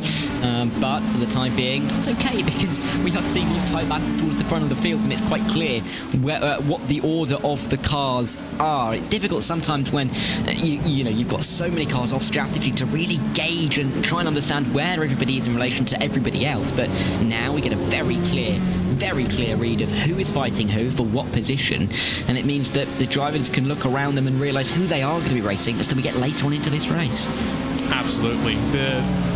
The fact that we've still got a Ferrari in contention is going to give the likes of the Apex Racing team, who are still, they've got 3 cars inside of the top 10, 3 cars within 20 seconds of the leader, some optimism that maybe mid-part of the day, when those temperatures skyrocket, maybe the Cadillacs start to be at a disadvantage, maybe the Ferrari starts to come good. Lots more for us to look forward to. Only 24 more minutes, though, before Lewis McLeod and Cam Roger, the Gluten Dodger, will take over in the broadcast booth. Arjuna Kankipati alongside of Dara Thacker will step aside, and uninterrupted coverage will continue. That's some aggression through traffic through Tower Corner. Jaden Munoz did not want to sit behind two different GTD machines. This is really a track that I love for multi-class racing as well, because every corner makes you think, Dara, whether you are willing to lose time behind the slower cars or not.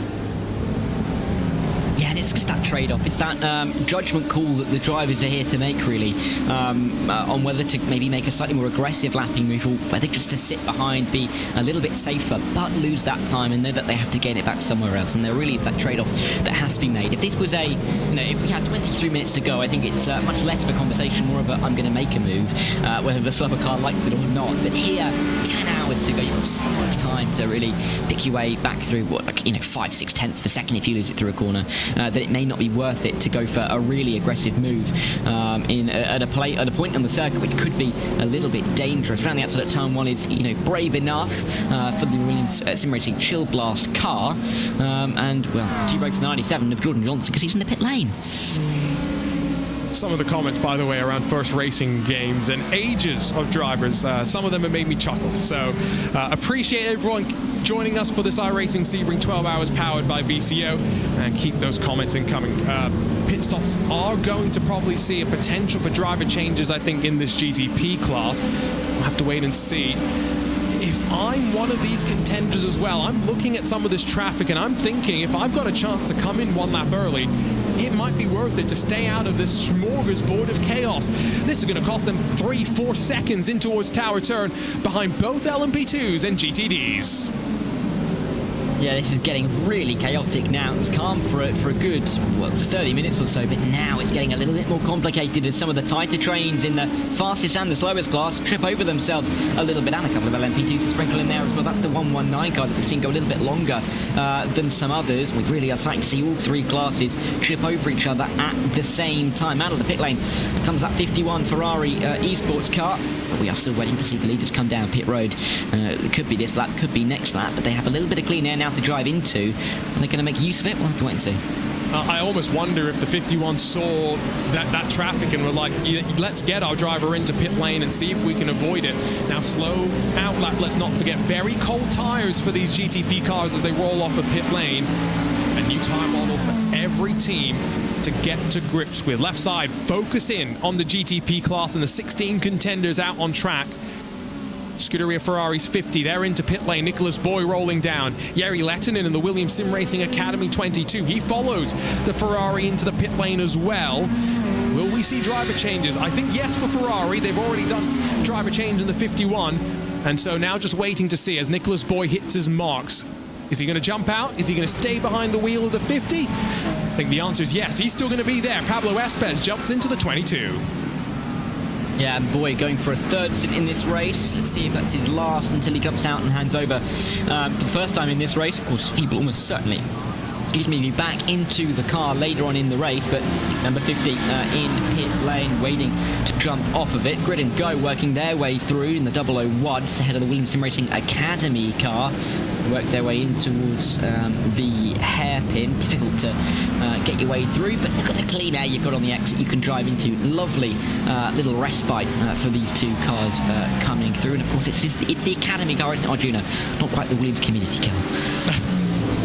He just throws Zach Sweeney under the bus there. Off of the pit lane for Nicholas Boy, navigates very well as well.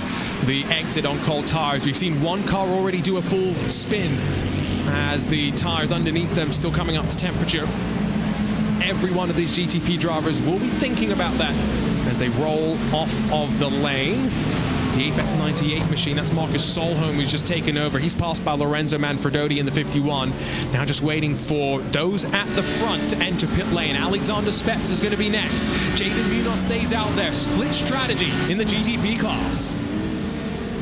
Well, we saw Dragger Racing come in first last time, didn't we? Are we going to see Williams Sim Racing Chill Blast extend that extra lap again? Or will they come in this lap and keep the second stint exactly the same length as Dragger Racing? That's going to be the interesting factor as we get in towards this pit stop cycle at the front of the GTP field, and in doing so, the front of the race overall. Interesting to see that the Gaming Club car, the number 7 for Williams, is staying out as well. Grid and Go will also now inherit the top 3 position, but with Williams Sim Racing Academy coming in, there isn't as clear of a regimented strategy down at Williams, as we've seen from a couple of other teams, namely the Dragos down on the GTDs.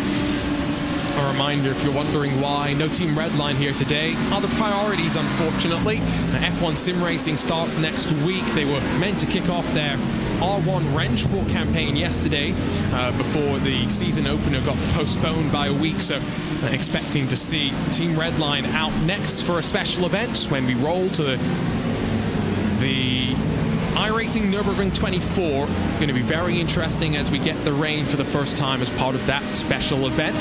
Spets is going to roll into clean air. That's exactly what he wants right now, to get these tires up to temperature. And let's see if the undercut's going to work well for him this time by. Yeah, this is going to be a really, really key little part of the race, because we saw when the Chill Blast car, or Williams Sim Racing Chill Blast car, came out after the opening stint, the gap was about 4 seconds. Now, Spets has now got to the lead, but will be slightly slower on those colder tyres. So the gap that Williams Esports are going to have here is going to be really interesting to see, as they will come in this lap. There's going to be no further extension to the stint. They are going to go that 1 lap extra than Drago, meaning the second stint exactly the same length as the number 1. And let's see as they come down pit lane, followed by the sister car in the number 7 Williams Gaming Club. See what they can do on the exit of pit road and where Spets is going to be. So Sean Campbell's going to take the race lead in the Grid and Go 001. Remember, long stints for them. Never mind, actually, he's come into pit lane a lap earlier than expected. Maybe that first stint was where the majority of the fuel saving was done. Some great answers still coming through, by the way, on First Racing Games. Someone said Nigel Mansell's World Championship Racing on a Game Boy. That's a 10 out of 10 answer. Someone also with the classic Richard Burns Rally Championship. Of course, we've got plenty of dirt fans in the world of iRacing as well. We've got Dirt Oval, we've got Dirt Road, as much as maybe some of the fans would like even more content to enjoy. Let's see this blend, though, off of pit lane. It's going to be pretty close, but expect Matt Farrow to leave pit lane in that Williams Sim Racing Chill Blast car, having to try and get those tires up to temperature, and with Alexander Spets hot on his heels into turn number 1, hot in speed. Here comes Spets. Yeah, let's see as they come out of the pit lane. That gap, as you'd expect, far reduced from what it was at the end of the opening stint. It's only 2 seconds. Munoz is going to have a lot of pressure. Oh, sorry, Farrow, of course. Farrow is going to have a lot of pressure on the back of him as they make their way through this opening lap coming out of the pit lane. Spets can see his target so much closer than it was before. They'll lock on and almost certainly go for a move over the next lap or so. But by going slightly earlier, he's forcing himself into a position where he has to make that move. He isn't naturally in the race lead. That's a good point, but I would also say, if that's something we're thinking about in the final pit stop sequence, Matt Farrow looks a bit vulnerable right now, right? Like, Alexander Spets, if he really wants to make the move, not expecting it down to turn 10, never mind, from a different state. Does he get it stopped in time? Just about, but Alexander Spets is not waiting around, and back to the race lead in the Drago Racing number 1. Yeah, incredible send to the inside. I don't think any of us saw that coming, really. Farrow probably didn't either. But that's quite some way to introduce yourself into the race for the 12 hours of Sebring. For Matt Farrow, half a lap in and having an absolutely almighty send put onto him by Alexander Spets, who retakes that race lead. Now the question is about how much can he gain away from Matt Farrow. Farrow's still getting that car up to temperature, so the pace advantage is still going to be in the Drago Racing entry. 1.3 seconds already. You'd be surprised if he doesn't go out to at least 2, maybe even 3. That's a risk, I feel, but I guess a risk that Spets is willing to take, to go for that whole disappearing and always expecting some assistance from Farrow if it's going to work. But 10 hours and 15 minutes to go, leading after coming out of pit lane, and now with their tires right where they want them. The gap could grow to 2.53 seconds by the time everything's equaled out in terms of pressures. Matt Farrow's gotten, though, a really nice start to this stint. 1.5, stabilizing that gap as the tires work their way through their heat cycles. If I'm a driver as well, though, Dara, this is where it's difficult, because again, the first 3 laps are where it's sometimes difficult, but also where you've got the most grip. If you do any damage to your tire, though, you're feeling the pain for the next 45 minutes. Yeah, it's not really something you want to be having to manage over the course of an entire stint, really. You don't really necessarily want to have to put any more pressure onto you than you otherwise have to, but sometimes these kind of things can be unavoidable, and getting yourself into the car and dialing in quickly can be really key in preventing those long-lasting difficulties that you have to manage throughout the rest of a stint. Nicholas Boy has promoted himself to the top 3 as well. The Williams Gaming Club with Robin Glerum in that car, also getting up to speed, and now into the outside of the podium places. And maybe that's one of the reasons why they wanted to keep the driver in the car, to try and take advantage of any driver changes elsewhere in the running order. So Nicholas now up to 3rd. He's still only 6 seconds off of the race lead. So he's dropped 2 seconds or so in the last 30 or so minutes. Still has another 40 or so minutes behind the wheel of the car before you'll hand over to his teammate Michele Costantini. 2 driver lineups for the vast majority of these GTP classes, just looking up and down the entry list. Race lead back down to 1 second though, as they get checked up behind a little bit of traffic.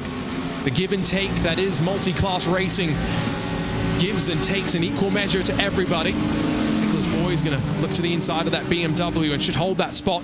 Not enough speed for Robin Glerum to have a fight back in that Cadillac. But remember, the sole Ferrari representative now on the podium, at number 50, has got some work to do to close to the front. Yeah, really interesting to see what Nicholas Boy can do. Of course, he's stayed in the car since the start of the race. With the Williams changing their drivers, it means that we've got Spets and Boy, who've been in for the last 2 hours pretty much, and then we've got Farrow and Glerum, who have jumped into the car. Interesting enough that Pablo Espez in that Williams Sim Racing Academy car is still only a couple of seconds off. We haven't really talked about them too much, but they've just kind of lurked there for quite some time now. So interesting to see if Espez can do anything to maybe get himself to be the second of the Williams cars. Would be a good move to be made there. But generally, the gaps across the GTPs, even in the LMP2s, are not very big at all, even in the GTDs as well. We're seeing most of the gaps within 5 seconds between cars, if not within a second. The likes of the battles in the GTDs for P10, likes for P15 as well. So there really are some really good battles ongoing, and even if it feels like there's not much going on, we really are always poised and ready and waiting for some of these big battles to start.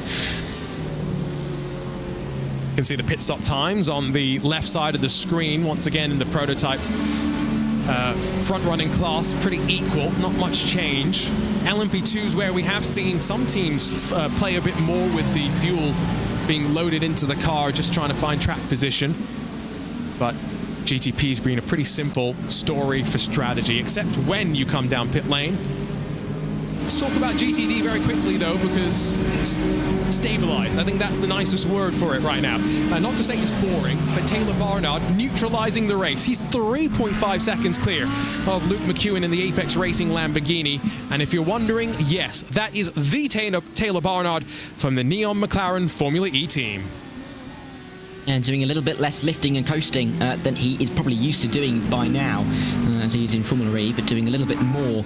I mean, I guess he will be probably managing some field, but not quite in the same way that he does for his McLaren racing team, and has been doing very well so far this season. Getting away from Luke McEwen, as you kind of touched on. Interesting how that, the gaps almost blew up a bit at the front of the GTDs. We had those top 4 at the start of the race being the Drago cars, but with one dropping off immediately, and with Luke McEwen getting up into the top 3 pretty early on, they were split up almost immediately from what they were, I think, were hoping to do.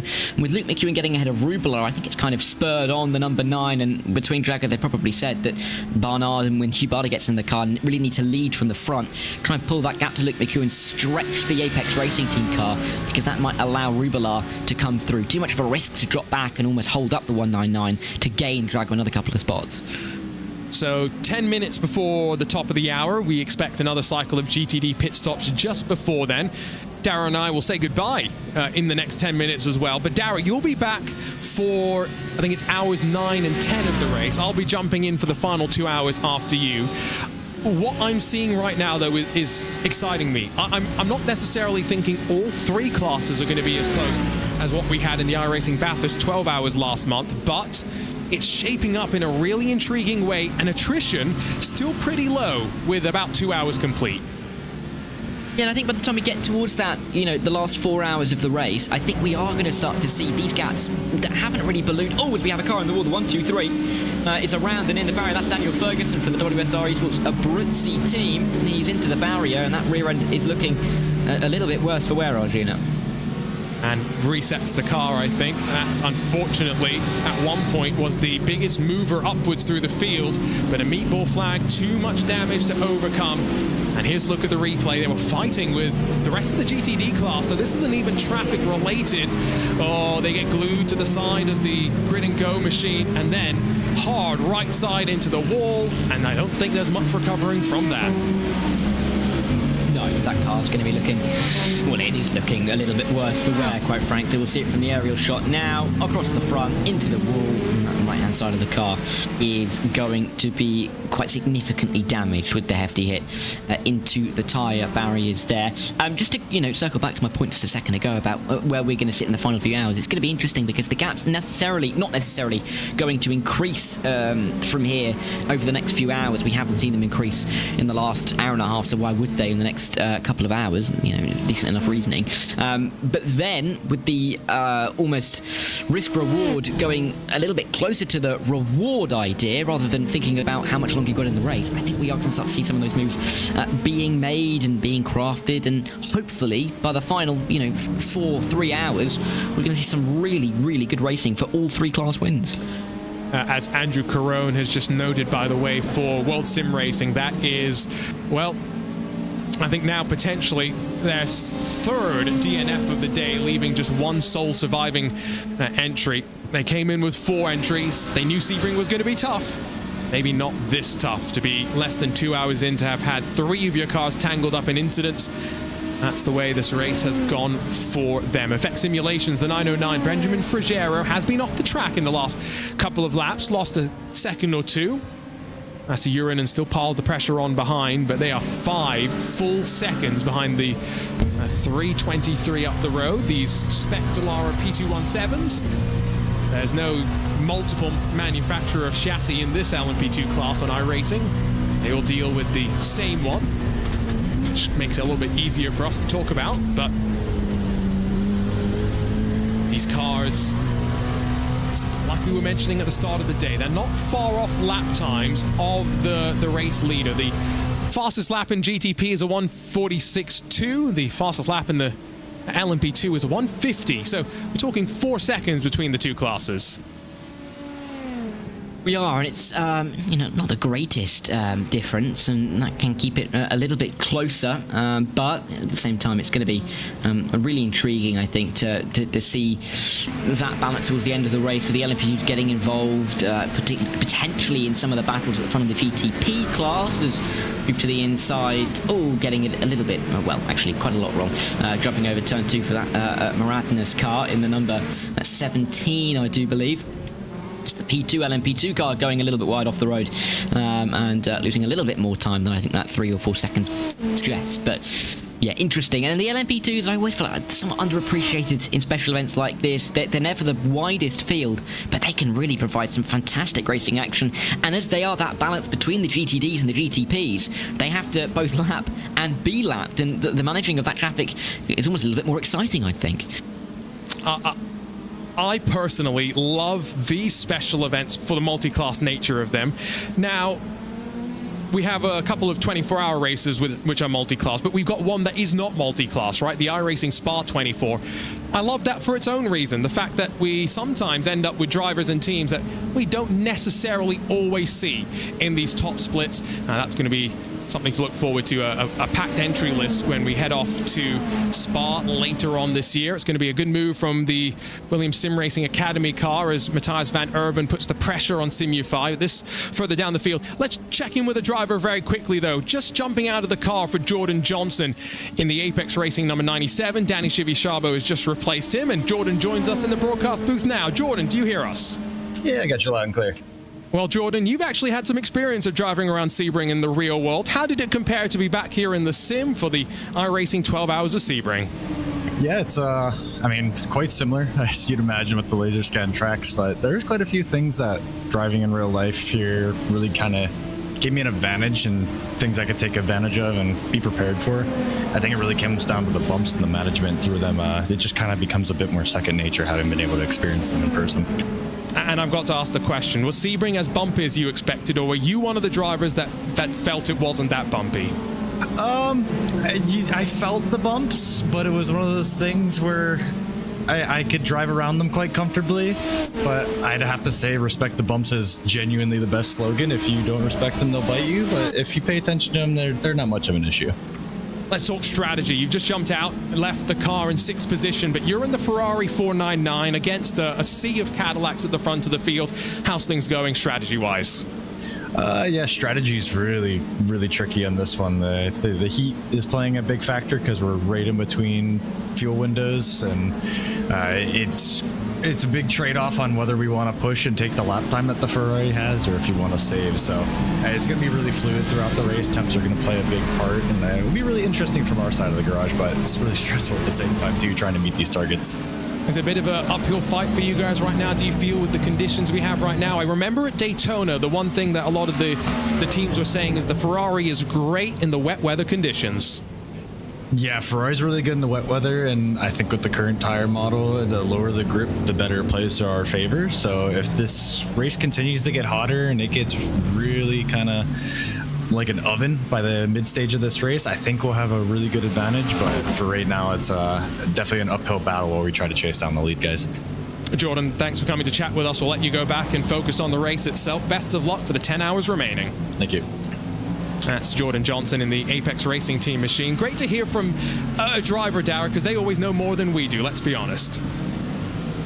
Yeah, they do. I don't think anyone's going to be scared to admit that. It's always great to get a good insight into where they're thinking, how they assess the race so far, and it can really give a good eye into where some of the other drivers and teams could be thinking. Because if Jalen Johnson is thinking the way that he is, that could mean that there's some similar thoughts going on for teams around them. So really, really good to get a good eye, and also early on into the race as well. Good to see where drivers feel like they sit, because they can't necessarily think about the end of the race, more about how the middle phase is going to go for them.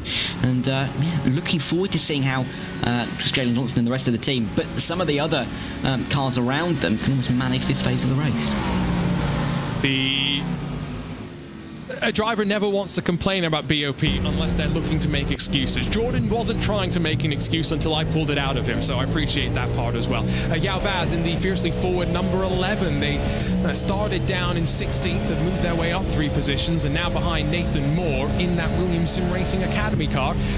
Does show, though, as well, as much as there are Cadillacs at the front, Ferraris in the middle, there are also Cadillacs towards the back of the field, Darragh, so every team's been able to maximize the performance of the car, and I'm still wondering if that Ferrari, like what Jordan mentioned, when there's less grip, so when it gets warmer in the middle of the race, maybe the Ferrari starts to come strong. Yeah, and that's going to be a really intriguing element, I think, to watch as we work our way through the race, because to have those different chassis, it really does add something to some of these special events. Yes, in the LMP2s, everyone's pretty much in the same, so it's a little bit more spec in terms of there's less of an advantage or disadvantage that teams and drivers have being in a certain car. GTDs have a wide variety of cars that are chosen as well, and the GTPs do as well, but drivers setting themselves up perfectly well, and you can see them getting into that rhythm, which is so crucial.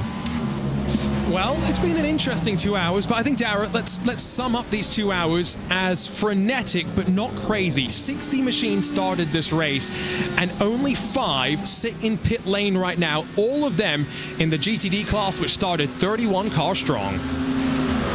Yeah, it's been a couple of hours where there's been a couple of moves being made, but very measured in that as well. We've seen a lot of measured driving on the strategy in terms of how the moves are being created as well. And I think it's fair to say that a lot of the drivers aren't necessarily going to be too worried if they lose a spot or two now in the next hour or so, because of how they are managing the race. It really is the key word. But it's been a really intriguing couple of hours, because we've set us up perfectly for the rest of this race, and 10 hours with all 3 class wins incredibly up for grabs. LMP2 is the only one where we've had domination from the drop of the green flag. Yes, Taylor Barnard is building up his advantage in the GTD class, but it all comes right on the cusp of the pit stops for the sports cars. You're watching the 2025 iRacing Sebring 12-hour powered by VCO as pit stops roll on through. Small and tall will depart the broadcast booth. Arjuna Kenkipati and Dara Thacker walking you through the first 2 hours. It's time for Lewis McLeod for Cameron Roger, the Gluten Dodger, to take over. 5 seconds over. Can you believe it, Cam? I thought Arjuna was a professional. Either way, yes, myself, Cam Roger will be taking you through the next 2 hours. I completely fumbled that. That's fine. I'm not a professional either.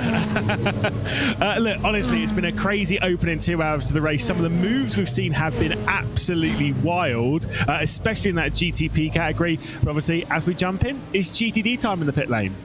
Yeah, it's been quite spicy out there on the track for the lead. 1.6 second gap at the front now, but I'm sure that is going to come back towards the number 4 Williams Sim Racing Chill Blast car. So we'll have to see how that develops. But as you say, GTD's in the pit lane right now on the hour mark. So pretty nicely timed in terms of the stint length for them today. Should be a nice, easy strategy from that point of view. Yeah, I did notice, obviously, in the GTDs where we'd had like all of the Dragos right at the front, obviously the Apex Racing Team 199 cars worked its way amongst them and did pit earlier than the Drago Racing cars, so is now in the lead of that category, 4 seconds clear at the moment, but you can see again just how busy it is out there on the circuit. I mean, I'm very curious to see how that Apex Racing Team might fare compared to the Drago Racing. It's kind of hard when you're racing against a field of basically one team. Luke McEwen and Alejandro Sanchez behind the wheel of those two, they've been doing really well. Yes, absolutely. It's a big number in the GTD field actually in terms of the split as well on the racetrack. Of course, we have 16 GTPs, we got 13 LMP2s, and then we have 31 GTDs at least for the start of the race. Of course, a couple out of the race already, but certainly a huge field out there. Ever popular is the GTD, and as you say, a lot of choice out there from certain teams like Apex, really putting in a lot of effort to this category. Yeah, I mean, it's kind of one of those ones. I wonder if any teams have kind of refocused their attention. I'm not saying that Apex have done this, but where the tyres have changed in the GTP category, and it's become, you know, this far more difficult tyre, which a lot of teams are saying about. Obviously, it's a lot colder when you come out of pit lane. We've already seen some of the best drivers in sim racing spin on the exit of pit lane or on the warm-up laps, trying to get them up temperature. I wonder if then some teams and drivers have gone, nah, actually, let's bail from the GTPs, let's go into the GTD category, because obviously you can still book your place into the IMSA Esports Championship at the end of the year by being victorious in one of the VCO Grand Slams like this here today, by being victorious in the GTD category.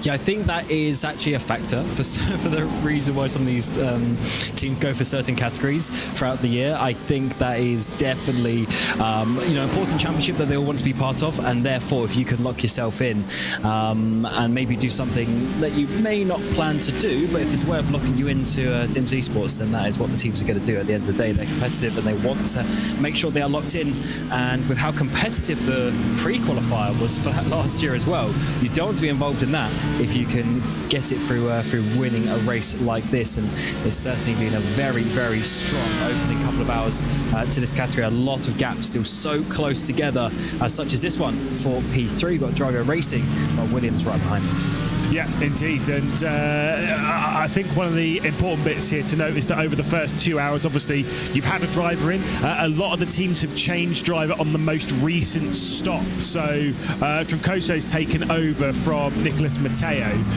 And then, of course, that was in the Drago Racing car and in the Williams Sim Racing car, which I do agree with Arjuna, is a struggle to say Williams Sim Racing, not Williams Esports, but that's fine. That's obviously Alessandro Bico's taken over recently from Parker White, who had a solid opening start of the race. Obviously, they've moved their way up into the podium battle. Does kind of give me a couple of concerns as to maybe that Audi R8 might be struggling more on longer distance, because they were so good in qualifying, but then are being dropped back into the pack more or less throughout the stint. Oh, and that's not going to help them. Oh, certainly not. And that's going to be a run there for the Mercedes. Nice, easy one. Easy overtake there for the Williams Sim Racing. Wow. Mercedes, as they get through. Drago, unfortunately, just being pushed a little bit wide there, coming out onto the Ullman Straight, and unfortunately losing that place. So that just shows you so difficult to overtake in the same class sometimes. Then a bit of traffic comes along, and unfortunately, 69 there going back a place and down into 4th. Yeah, it's Marcus Soholm trying to work his way through, obviously, in the GTP category. One of the teams that have said they might be struggling a little bit in that GTP category at the moment with the change in the tyres. Obviously, Marcus Soholm in a 2-driver lineup was able to take 2nd place in the iRacing Daytona 24-hour to start out the year after the podium, the penalty rather, for the Scuderia Ferrari HB Esports. It was a car going slightly off the road there, but that's nothing too major. As we look back to the fiercely forward red car of João Vaz, was closing in to the rear end of Nathan Moore, and obviously, as you can tell, is ahead of Nathan Moore. Yes, indeed. A little bit lower down in the standings that they would have wanted, of course. They are 45 seconds off the lead, so that is getting dangerously close to half a lap. So there's quite a lot to drop in the first couple of hours, but the mid-pack is actually fairly close together. They do have a 15-second gap to the next car grid and go, but beyond that, they're within 10 seconds. There's about 6 or 7 cars, so there is a lot of opportunities still about. And as ever in these endurance races, you just got to keep going. Hope the strategy comes your way. A bit of traffic maybe will help you out if you can navigate it calmly. So it ends up actually still being an important battle, because if you can be there at the end in the final couple of hours, as Daryl was saying not too long ago, and then take your opportunities, there might still be some good positions coming your way. Yeah, absolutely. I will say I did just have a quick look at that myself. The fiercely forward car of João Vaz did get down the inside into turn 1, but it was the Delatraz Automotive by Majors Garage, or Majors Automotive rather, car that was coming out of the pit lane.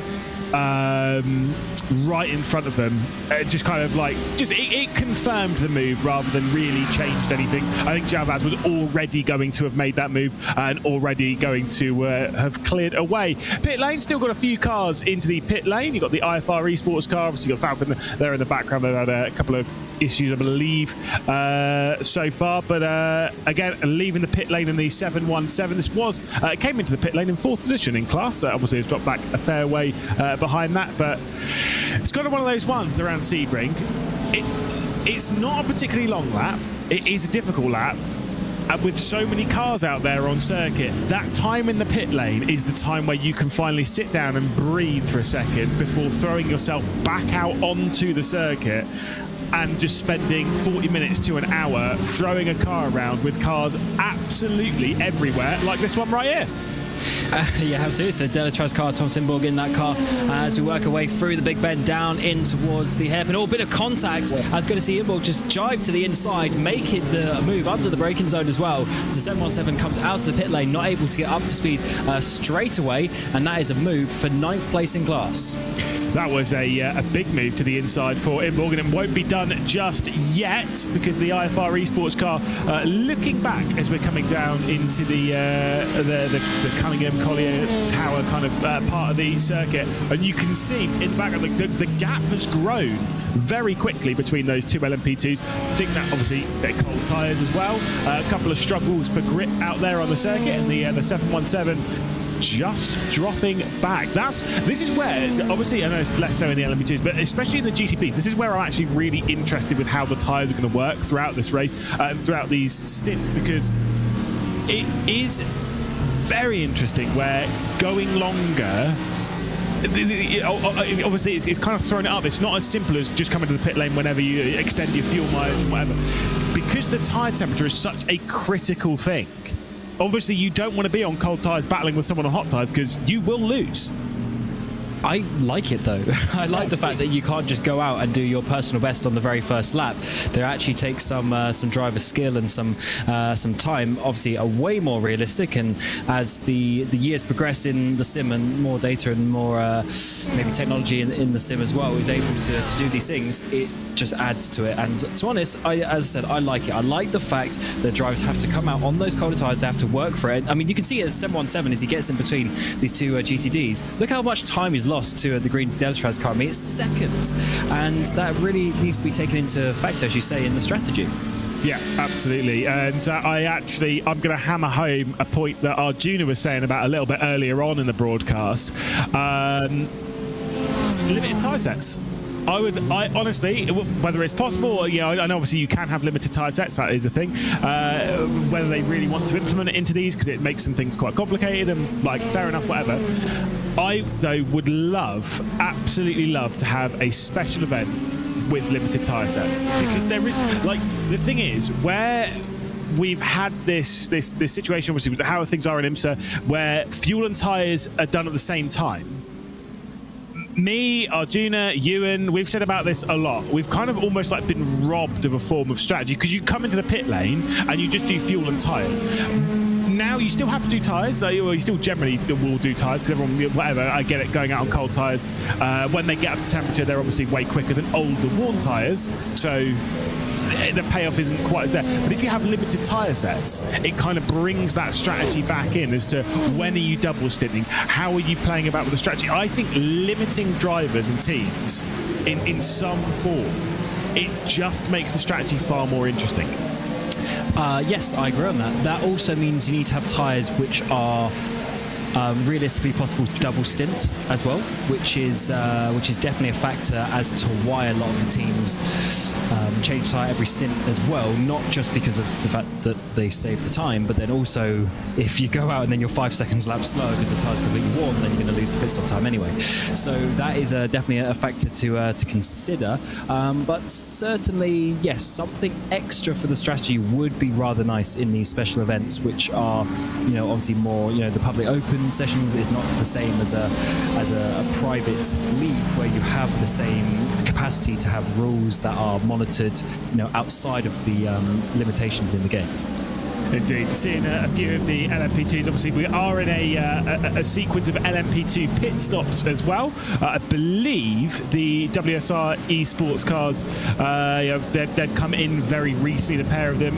Team PGZ, who are currently in the lead of that category, I believe they owe us a pit stop. And I think Loic Rabier is bringing it into the pit lane now. So the race lead will be returned to Grid and Go and Sven Harter, who is still behind the wheel of the Grid and Go car. So he did the previous stint, is in behind the wheel for this stint as well. Aaron Vasquez did the opening stint of the race in that category as well. And of course, we're at the moment looking at the Maradness car, and that one has been into the pit lane. So Nathan Olsen passed over to Dion Fiallo at the moment. So also I quite like the livery. I don't know, I just like the reddy pink. It's quite simple as well, it works.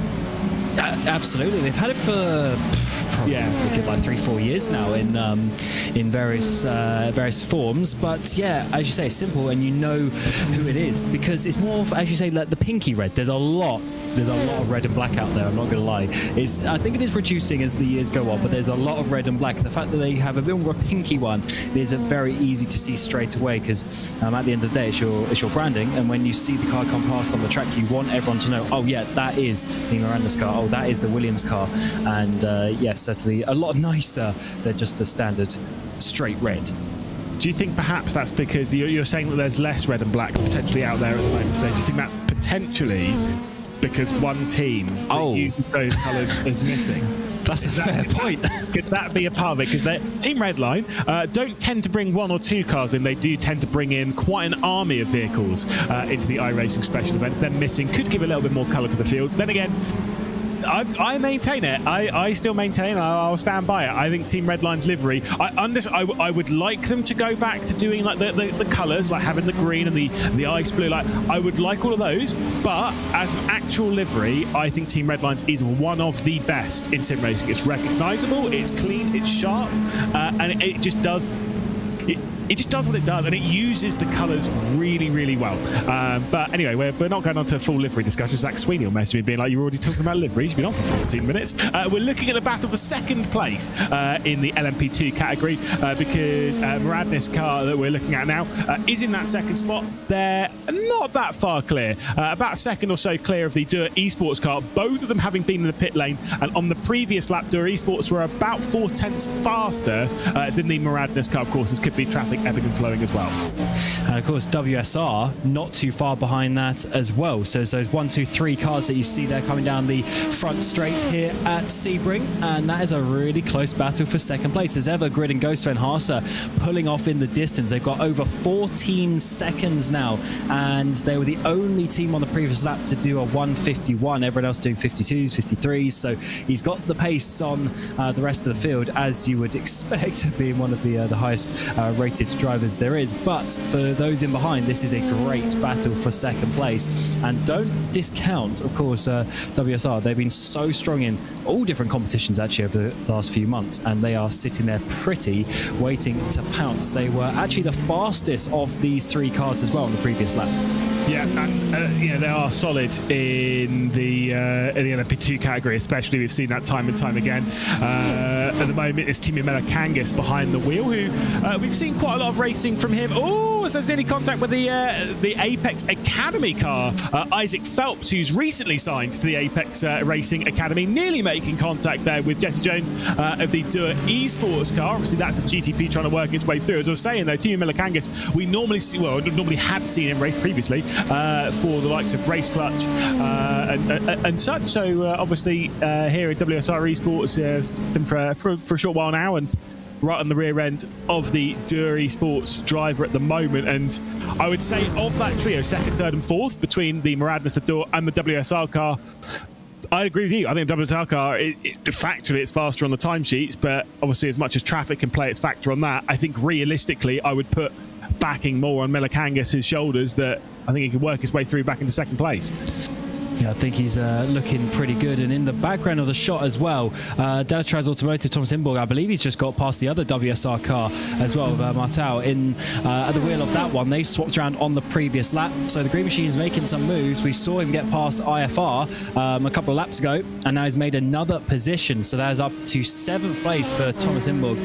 So he's making really, really good hay. Of course, he needs to get up quite a few more seconds. They've got 6 seconds to the Grid and Go car and a couple more to affect simulations, and then the trio. But realistically, he's only about 10 seconds off that battle, the trio battle. They were looking for second place. So if he's driving that fast, he might be able to catch up to them at some point.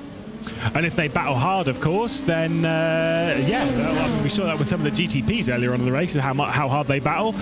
If the LMP2s battle that hard, then yeah, sure, that gap will disappear very, very quickly. Quitiago Martel, though, is right on the rear end still. See, I think the last time you and I commentated on Martel would have been, well, not Daytona, but would have been in the British Formula 4 Esports Championship racing for the Williams Academy car in that one. Jumping over again to WSR Esports. Obviously, it's the joy of the start of 2025, and every year now, where obviously contracts are up, drivers are switching over, everyone's moving around. Makes our life really difficult because you don't want to sound stupid on air by going, oh, when did they switch? And it could have been ages ago, could have been 2 days ago.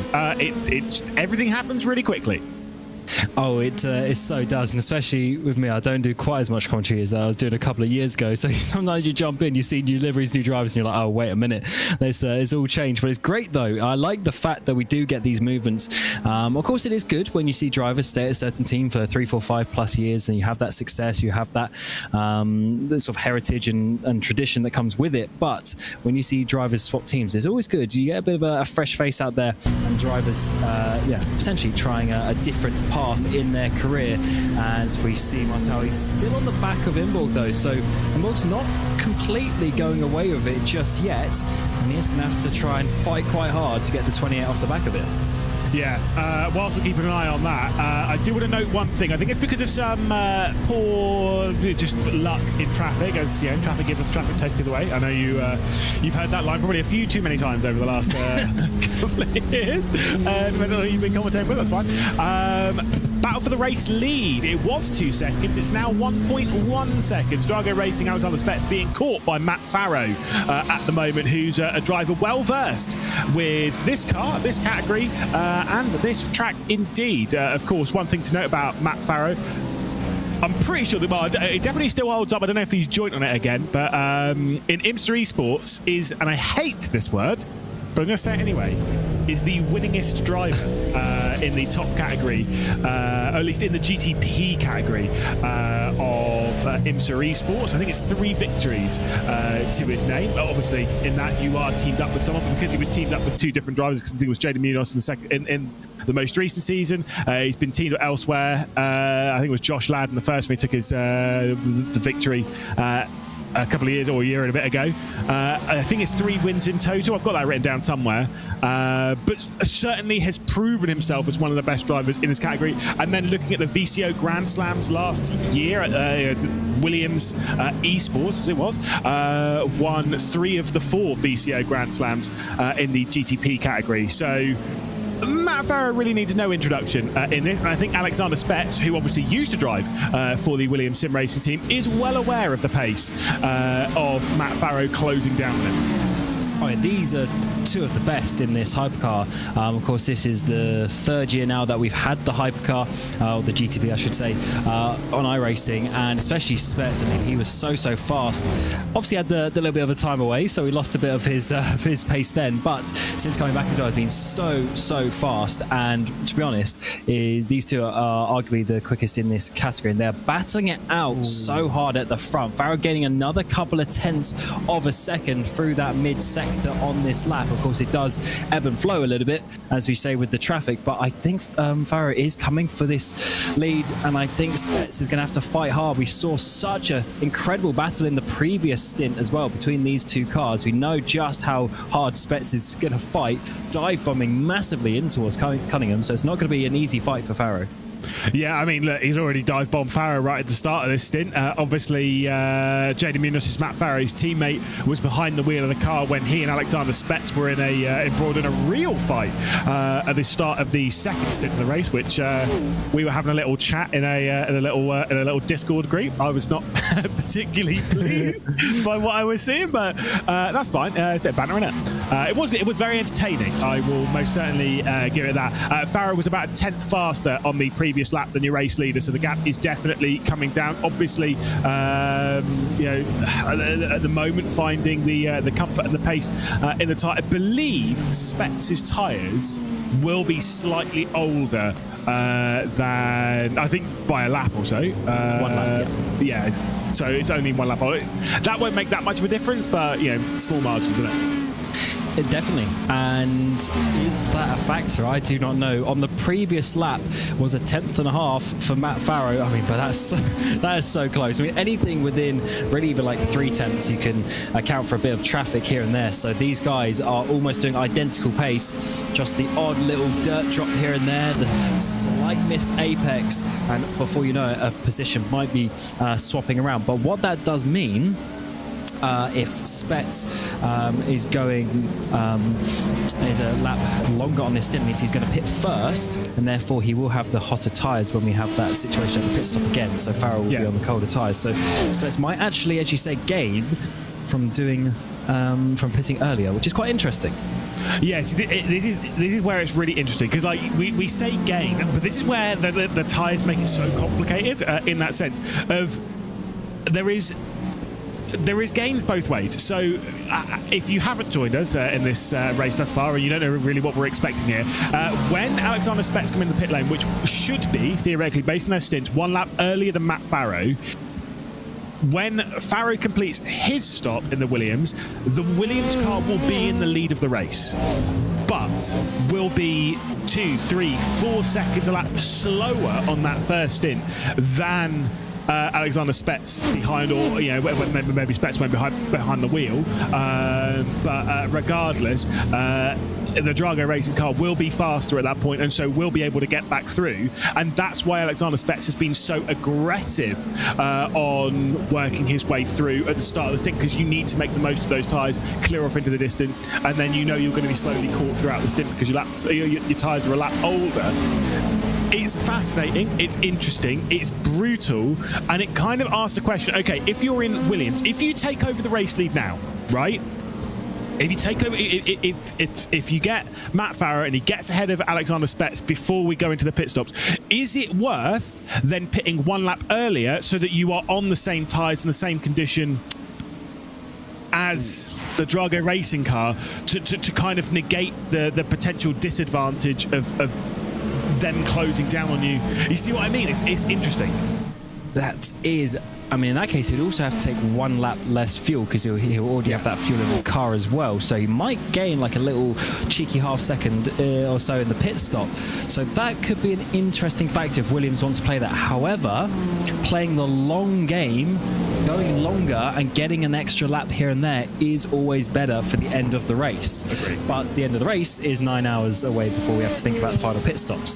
So a lot can happen between now and then. So it's a very intriguing choice. And to be honest, I'm actually kind of liking the prospect of this GTP battle with how the tyres are working. So that is very, very interesting indeed. But what I'm finding very interesting as well is these guys, I guess on the previous lap they did have a little bit of traffic, but they're not massively the fastest people on the track, but their track position is very good. I mean, Ferrari in 3rd place, the other couple of Williams in 4th and 5th, they're doing fairly similar lap times, so I think we are going to see a race-long battle here in GTP. Yeah. To be clear, by the way, as much as I've suggested that, I know what I would do as a race engineer, which is I wouldn't pit Matt Farah a lap early. That's a crazy choice. Like you'd leave them to keep going as long as possible. But I'm playing devil's advocate and saying, what if? By the way, I do believe because the Apex Racing Academy car also into the pit lane on the previous lap, I believe Drago Racing will be pitting very, very soon. Potentially this lap as they'll navigate themselves past the LMP2 traffic there of the Kings by TK car, which Matt Farah will have to make a decision here coming down to the sunset as whether he's going to dive them. Certainly does, looks to the inside, and that Kings by TK car is well aware of it. You can see the you can probably more hear it. There is the LMP2 still on the left-hand side because the corner speed of the GTPs versus the LMP2s not crazily different as the Drago Racing car does stay out for one more lap. We've always said this about these GTPs. Their corner speed isn't, especially on now that the tyres have been updated, the corner speed on them shouldn't actually be crazily fast. It's the acceleration out of the corners. It's the power on the straights. That's where they gain all their time. Yeah, they're basically just big LMP2s, to be honest. And yeah, as you say, they gain most of the time through that hybrid on the straights, through being a bit faster out of the corners as well. So that's why the lap times are very, very similar. I think Juno's mentioned this a little while ago. They're very, very similar, just a handful of seconds between them. So the back end of the GTPs and the top end of the the LMP2s are only about 3 seconds apart, so it's very, very close indeed. With a bit of traffic, you definitely see the GTPs going down towards the LMP2 lap times, but that is just how close it is out there for these guys. And I think that's also another reason why the LMP2 is still such a strong field, even though we don't have it in WC and stuff like that in real life, but of course in IMSA they continue on, and here in iRacing as well they stay strong, but that's because the GTPs aren't those ridiculous spaceships that we saw of the LMP1s a few years ago. Yeah, they were cool, but maybe a little bit too far. Whereas I think, again, I've said it before, I think where we are at the moment in sports car racing, with the GTP era that we're currently in, I think we are in the prime era of endurance racing, of sports car racing. I think it's so good. You did see the number 99 in the pit lane, the 51 also in the pit lane. The Apex Racing team, of course, being the number 99. That one was Dan and Moore, who is out of the pit lane now. Also the Scuderia Ferrari HB Esports team, that was Lorenzo Manfredotti behind the wheel. Those two have been in the pit lane, as well as I believe one of the other Apex Racing team cars, the 97, might have been in the pit lane fairly recently, which was Daniel Sibishabo behind the wheel. Their last pit stop was on lap 53, and they've only just come in now. The Drago Racing's last pit stop, I believe, was 56. Which indeed, 55, 56. So they really can go a couple of laps longer.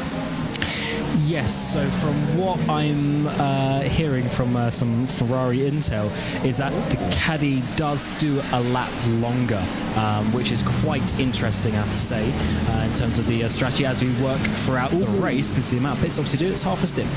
I have just seen, by the way, Matt Farrow has just copped a whack from behind. He has lost about 0.7 of a second from that. Might have some rear damage as well. It wasn't that hard of a whack, but coming down into Cunningham, got a bit of a hit on the rear end from the IFR Esports car. Once again, saying what we've said before quite a few times in this, where the speed differential on the actual apex speed is not that different between the two categories. Here we go. Ooh. It's light, but obviously it unsettled the car quite a lot. That's a weird one, with how he was going a bit slower at the apex. But as you say, very, very similar, and even the LMP2 a bit faster at that point. I hope he doesn't have crazy damage, but because it's on the diffuser, you never know how the balance is going to be, rather than the downforce loss specifically losing in time, more so the balance, as we're going to get a 3-wide situation, all 3 classes in towards turn 1. He's definitely got the speed to hold in on the inside there, up the inside of his sister teammate in the LMP2. Yeah, there was no way the Williams Sim Racing Academy car of Matthias van Erven was going to put up much of a fight there. In those, you wouldn't category to category anyway. But still, obviously allowing that one to happen. Now, as we'll look back, we'll come back to the race lead and the GTPs. Don't worry once they come into the pit lane, because now they're separated by 2 seconds. Let's focus ourselves elsewhere on the grid, because we've got a little bit of a 3-way fight here for the final position on the podium. Now, we are 9.5 hours away from the end of the race, so we're not going to pick that one up too much. But it is Team Miller Kangas who's got his way through now into 3rd position in category. Jesse Jones in the Dua eSports car is directly behind, and Effect Simulations has jumped their way into this fight. Figueroa is behind the wheel at the moment and has done on the previous stint. Of course, that is the car that was started by James Baldwin. Not too happy there from the Corvette of the I was going to say, is that the Mexico racing team? But every time I see it, it's Hungary. It's just like we said this a lot in Daytona. Yeah, absolutely. And the reason why this is quite interesting, though, in this LMP2 battle is because Effect Simulations have caught up and Morandis have pulled away. So it was a 3-way battle for 2nd, is now a 3-way battle for 3rd.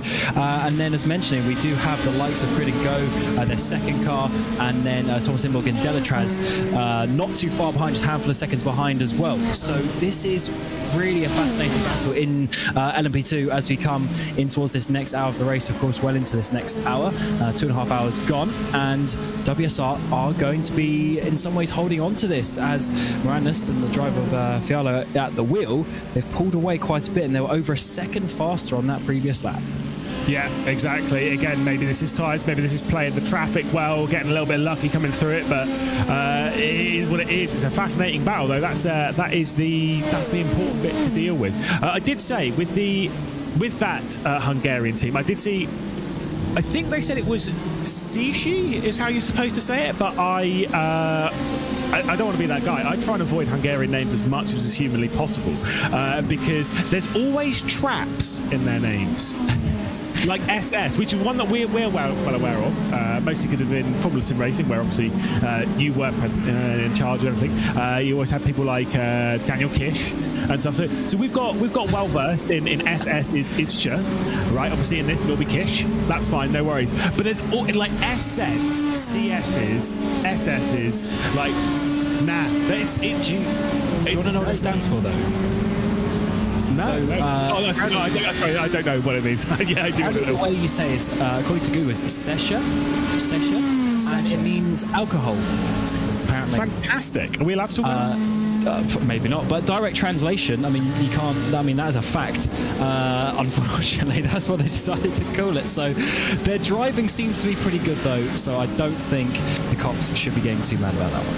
No worries. No need to call the 5-0 at the moment. Is coming out of the pit lane is Grid and Go.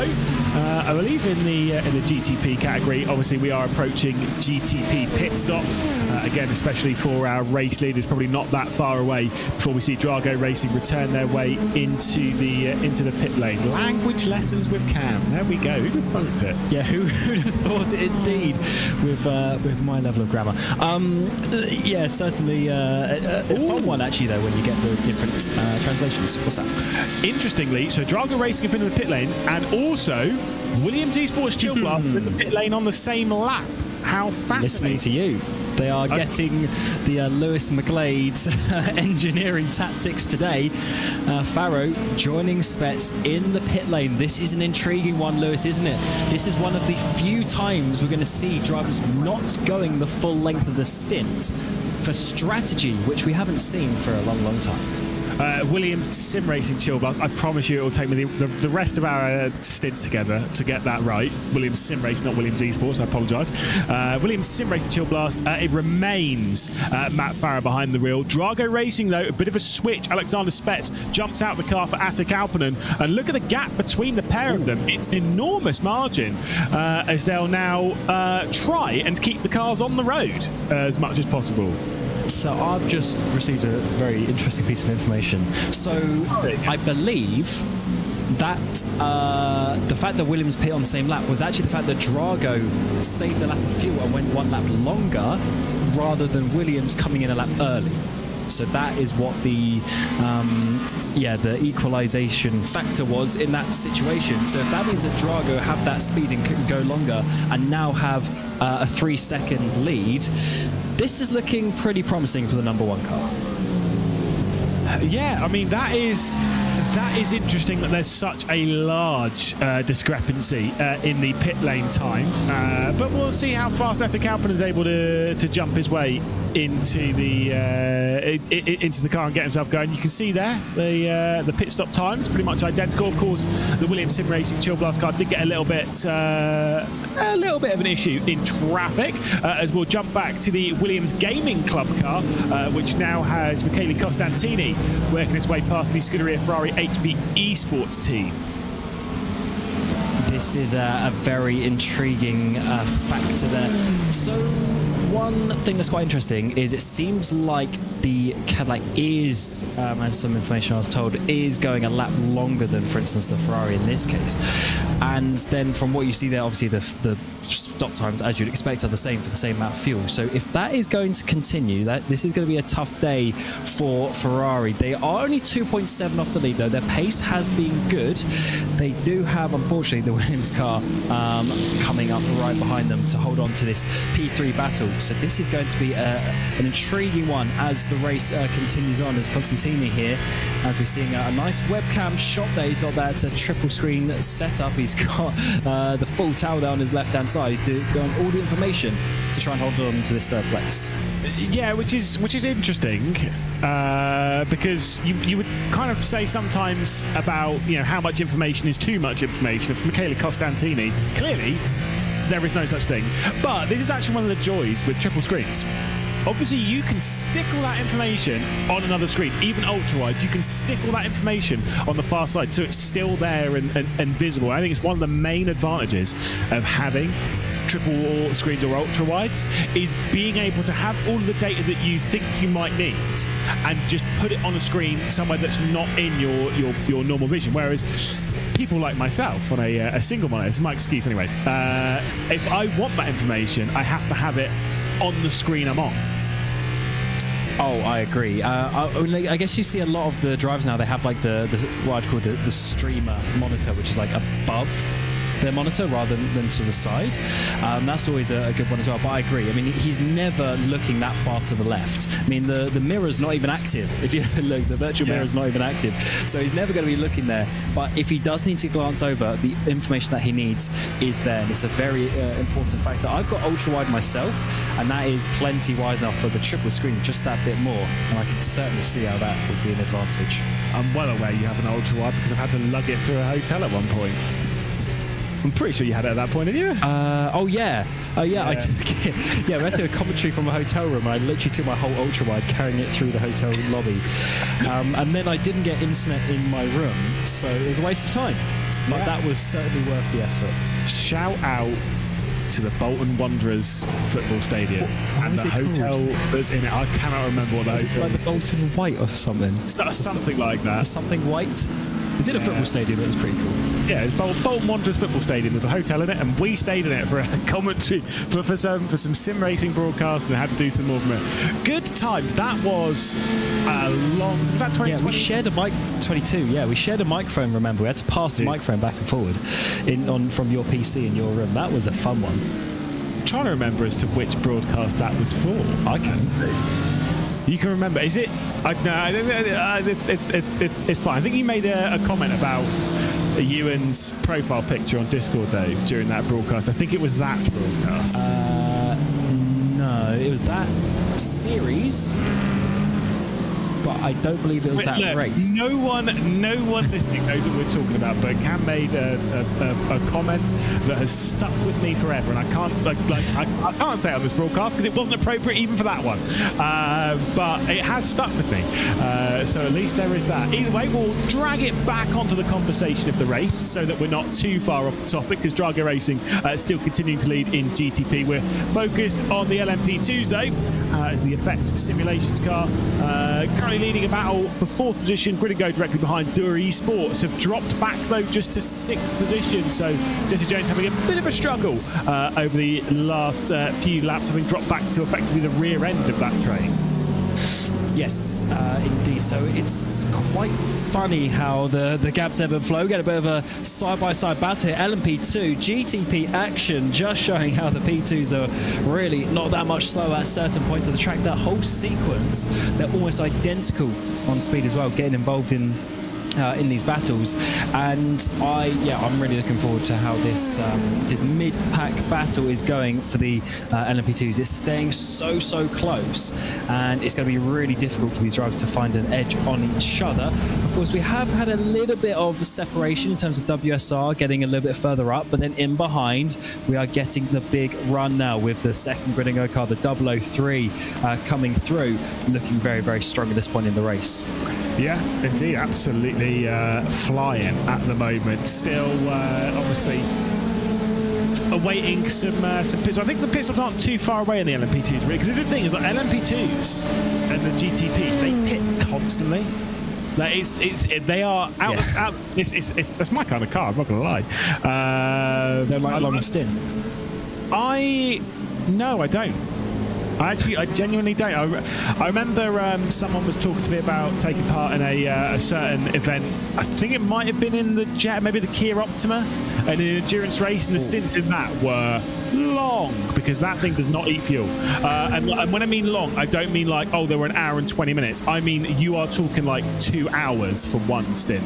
And I thought I would literally rather do anything other than that. So I bailed on that. Obviously, that's not a thing. I remember another championship though, the rival of your neck of the woods with Formula Sim Racing. The rival.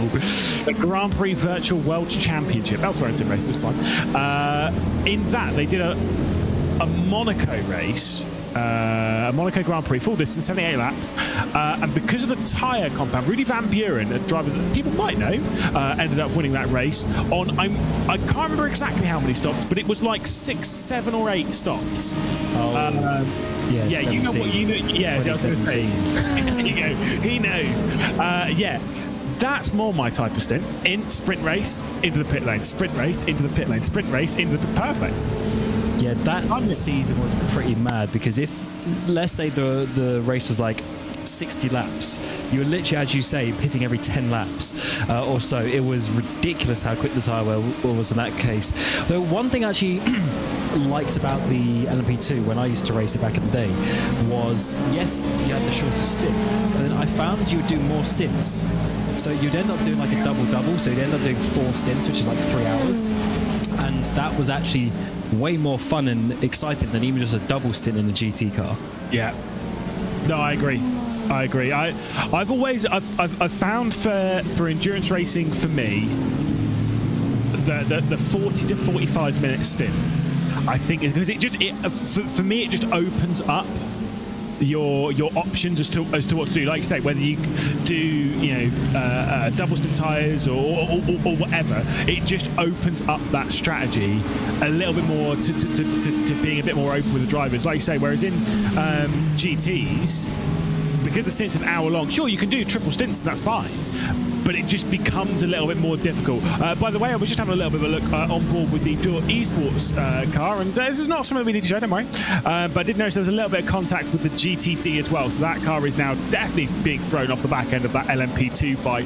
A little bit of contact coming down into the hairpin at turn 6. And it's one of those things to note when it comes to you being in a GTP or an LMP2. If you're making a move down into the into the hairpin, you have to accept, number one, you've got to give the GTDs more room than you think, and number two, remember their brakes are worse than yours.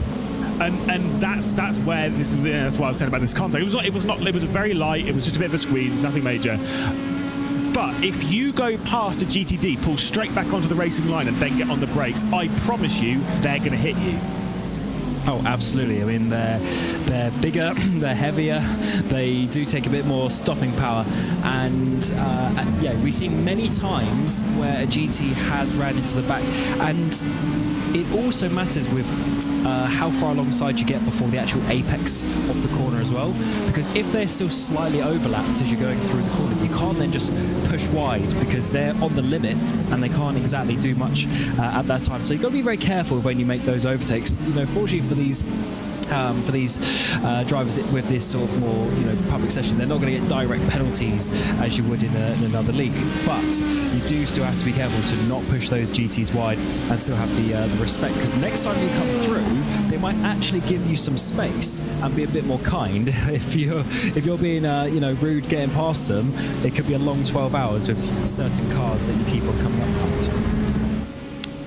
Have you had events like that? Oh yes. Yeah. Oh yes. Of course you have. As a prototype, which I did for most of my endurance racing career, being a prototype, you come up behind a certain GT and you just see the livery and you're like, oh my god, here we go again. This is going to be a fun one. They're going to squeeze me. They're going to do this. They're going to do that. And yeah, they get a target on their back. So yeah, you don't really want to get into those situations, but hey, it happens. I remember this is again. I've told this guy this. It's fine. And he actually ended up being my team boss for a while. You've definitely heard this story before, but still, in my first ever endurance race was in my second ever endurance race where I was in a prototype. I was in an LMP1. We were leading by a country mile because my teammates were very, very helpful and flew us away into the distance. And I was kind of a bit like, I'm going to learn. I'm going to use this experience in the race to really get comfortable with traffic and this, that, and the other. And there was one driver I kept coming across, and his name was Edmund Trevelyan Johnson. Which his name is a really nice guy. His name's really long, and this is in RX2. The driver tag can only take enough characters, and it showed Edmund Trevelyan Johnson, and I was like, right. Your name's so long, pretentious, that it doesn't even fit into this game. So I don't know why, but I was like, I am going to dive bomb you at every moment that I possibly can. And I distinctly remember making a horrible move into Cops, because it was at Silverstone. Absolutely horrible move. Really diving down last minute. And I remember thinking, I'm like, right, let's pack that in. And I was a lot calmer in traffic from that point on.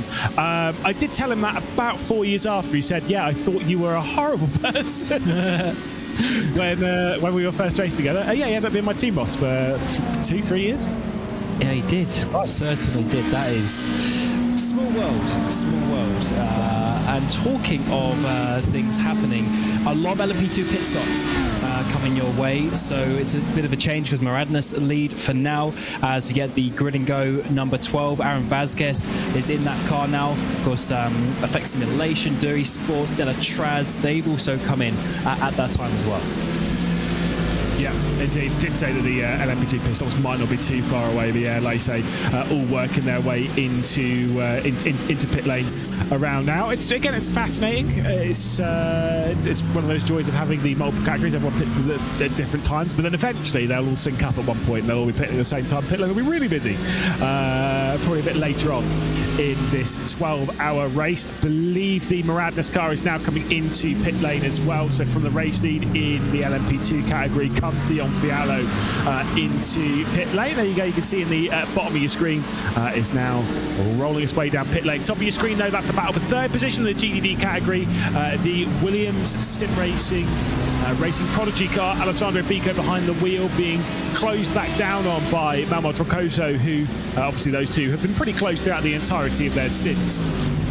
Or their stint thus far in this one. But yeah, it seems the Drago Racing car is closing its way back in. I was a little bit concerned about the long distance and longevity of the Audi in this race, clearly showing the race pace is absolutely fine. I'm just talking rubbish. Of course, but we were hearing from who was it, Johnson, the driver earlier, saying that the race getting hotter and hotter towards the mid part of the race. That could certainly change things a little bit in terms of the balance and the slight performance differences in the car. So we certainly need to wait a couple more hours for that. But we are fast approaching 3 hours done in the race, quarter race distance. So it is certainly flying past with 3 hours almost done. We get another LMP2 pit stop, the 717, the IFR esports car. That is the one that had the big battle with Delatraz on the exit of pit stop this last time around, but Delatraz have already gone through to retake that position when they're still down pit road. To talk quickly of conditions, 25 degrees at the moment is the ambient temperature, 44 degrees is the track temperature, which, if you know your food, is the it's the correct temperature that you should cook salmon to. 44 degrees. It's the correct temperature that if you're cooking a fillet of salmon, yeah, 44 degrees should be the internal temperature of it. So, yep. Do you know that? That seems a bit low, no? It does seem a bit low, doesn't it? Yeah, but it's because quite a lot of time you can eat raw, generally speaking. You shouldn't. I've been doing this wrong all my life. But also, yeah, but the thing is, you've got to cook it to 41 and then it rises up to 44. There you go. There's a fascinating... What are you talking? That is too scientific. Like I said, I work in restaurants. It's just some of the useless information in my head. But basically what I'm saying is, you could cook a salmon on the track. No, it's just hot. It's a toasty track. It slides around a lot. Speaking of other things that I remember in sim racing, I remember when the Audi R8 was new. First race that it ever did was around here, in official, like I would say, official racing on iRacing. I distinctly remember the track temperature was getting up to like 52 to 56 degrees in that kind of temperature range. Boy, was that hard to drive. Yeah, I'm not surprised. So we're not too hot yet, is what you're saying. We're still 10 plus degrees away. There's room to move, yeah. So it should be fine for now, and that certainly makes sense why that number 69 car sitting well. But of course, they have their sister teammate, the number 6, Rico, not too far up the road as well. So Drago looking very strong in both categories, the GTP and GTD. They have 3 cars in the top 4 combined in those 2 categories. So they are looking very, very strong today, and trying to, of course, chase down that Williams car. But since Williams got through after that little bit of a thing with the traffic, it looks like they've been able to hold on. Yeah, they seem like, so they're running pretty strong. The gap's been ebbing and flowing between the two, but obviously it still holds in favour of Williams, and you can see some of the traffic closing in. So one of those joys of being a GTD, you get no choice as to when the traffic is going to overtake you. You just have to deal with it. As the Grid and Go car there, the 001, currently running just outside of the top 10 in the GTP category, works its way through and then does almost exactly what I said not to do, which was get past Alessandro Bico and then slam on the brakes. But thankfully, Bico was wise to that. Probably got on the brakes a little bit earlier in the Williams Sim Racing Racing Prodigy car. Didn't even realise that. You say racing twice, back to back. Oh. I guess that's why it's RP. That's why they put RP. yeah. That's why they put RP. It's a good sponsor, though, of course, and maybe they should have kept esports for that name. I don't know, but obviously they want to do sim racing because that is the term in the industry now, it seems. Yeah, there's always... there's... Generally speaking, for those that have switched at some point, I know F1 esports is the biggest one of those, where they've switched from using esports to sim racing. it is an interesting topic, and it's one that is always with good reason. For it's various legal things or this, that, and the other. There's always a good reason for it to move from esports to sim racing. I understand that. At the same time, Williams esports rolls off the tongue way better than Williams sim racing. I'm just going to say now. Then again, I said they had a brown car at last year's Daytona 24 Hour, and everyone else it was orange. So we'll bring up Colourgate again. That's fine. That was a fun one to look back on, actually. To be honest, that will go down in the history books as Grid and Go come down into the pit lane from GTD. We also saw the other Grid and Go of LMP2 Tucker come in the pits of the 003 car. That's the one that was in third place. So we still have the top few still out there on LMP2s. Although WSR they come in as well. So definitely pit stop time for your P2s. Yeah, Timmy Miller-Kangas behind the wheel of that car into pit lane. And where they'll come out, we'll have to wait and see. But WSR Esports have been running pretty strong in the category. We saw them close their way back up and indeed get through into the podium paying positions. Timmy Miller-Kangas is, I believe, out of the car and handing back over to Gabriel Eldelyi. And so there is another switch. And there you go. You've got both of the WSR Esports into the pit lane. One other thing I wanted to quickly talk about, because we're 5 minutes away from the top of the hour. Don't worry, we're not going anywhere. Maybe you're worried about it, I don't know. But I'll give you a little bit of a rundown of the order at that point. But it is interesting to note, 5 seconds now is the lead in the GTP category. Ate Kaupmann's been firing in some absolutely amazing laps and has pulled out quite a gap on Matt Farrow.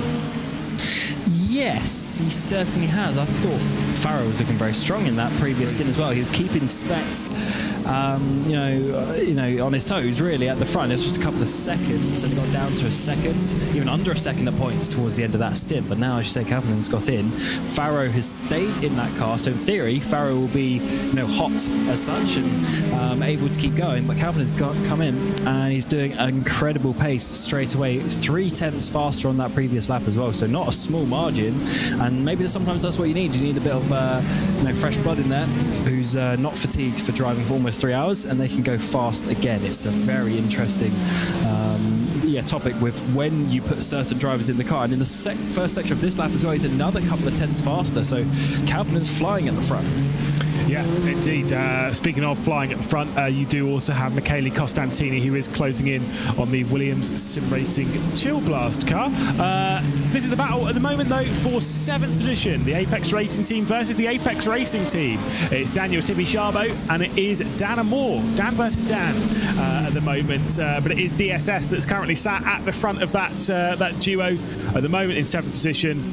And from having a conversation with Marcus Solholm a little bit, of course, who produced that absolutely excellent video about the iRacing Daytona 24. If you haven't seen that, go and check that out, because it's a fantastic video featuring some awful commentary, but we don't talk about that. It's because Arjuna's featured it a few times. But yeah, when I was talking to Marcus about this race, he was saying that Dan Amor and Maxi Brien, who is obviously his teammate, those are the two that have got to the grips with the newer tyres the best. And that's probably why Daniel Sibi-Charbot pulled over to one side to allow Dan Amor to come through. A little bit of flash of lights as well. It wasn't the cleanest switch between teammates that has ever been seen, because they are also being caught down by Lorenzo Manfredotti as well. Yeah, they certainly are, and of course Dan Amor is still such a young talent. I'm sure he'll ever improve over the next couple of years as well. But having said that, he's right up there with some of the fastest and in top split racing already. So definitely a talent to look out for. Great pickup by Apex in the recent year. Definitely a good signing from them. We're getting some more Apex cars, but this time the GTD car that's down pit road as well. So various drivers still continuing their next round of pit stops. Is getting a bit all over the place now as we're getting the overlap of the different classes. But yeah, for Apex, they are 27 seconds off the lead though in that GTP battle, so they've got a long way to go if they want to get themselves up towards the podium. They are just 4 seconds off P5, which would be a strong result. Exactly, and also again we're still early doors, so you never know how things are going to unfold over the baking heat here at the Sebring International Raceway.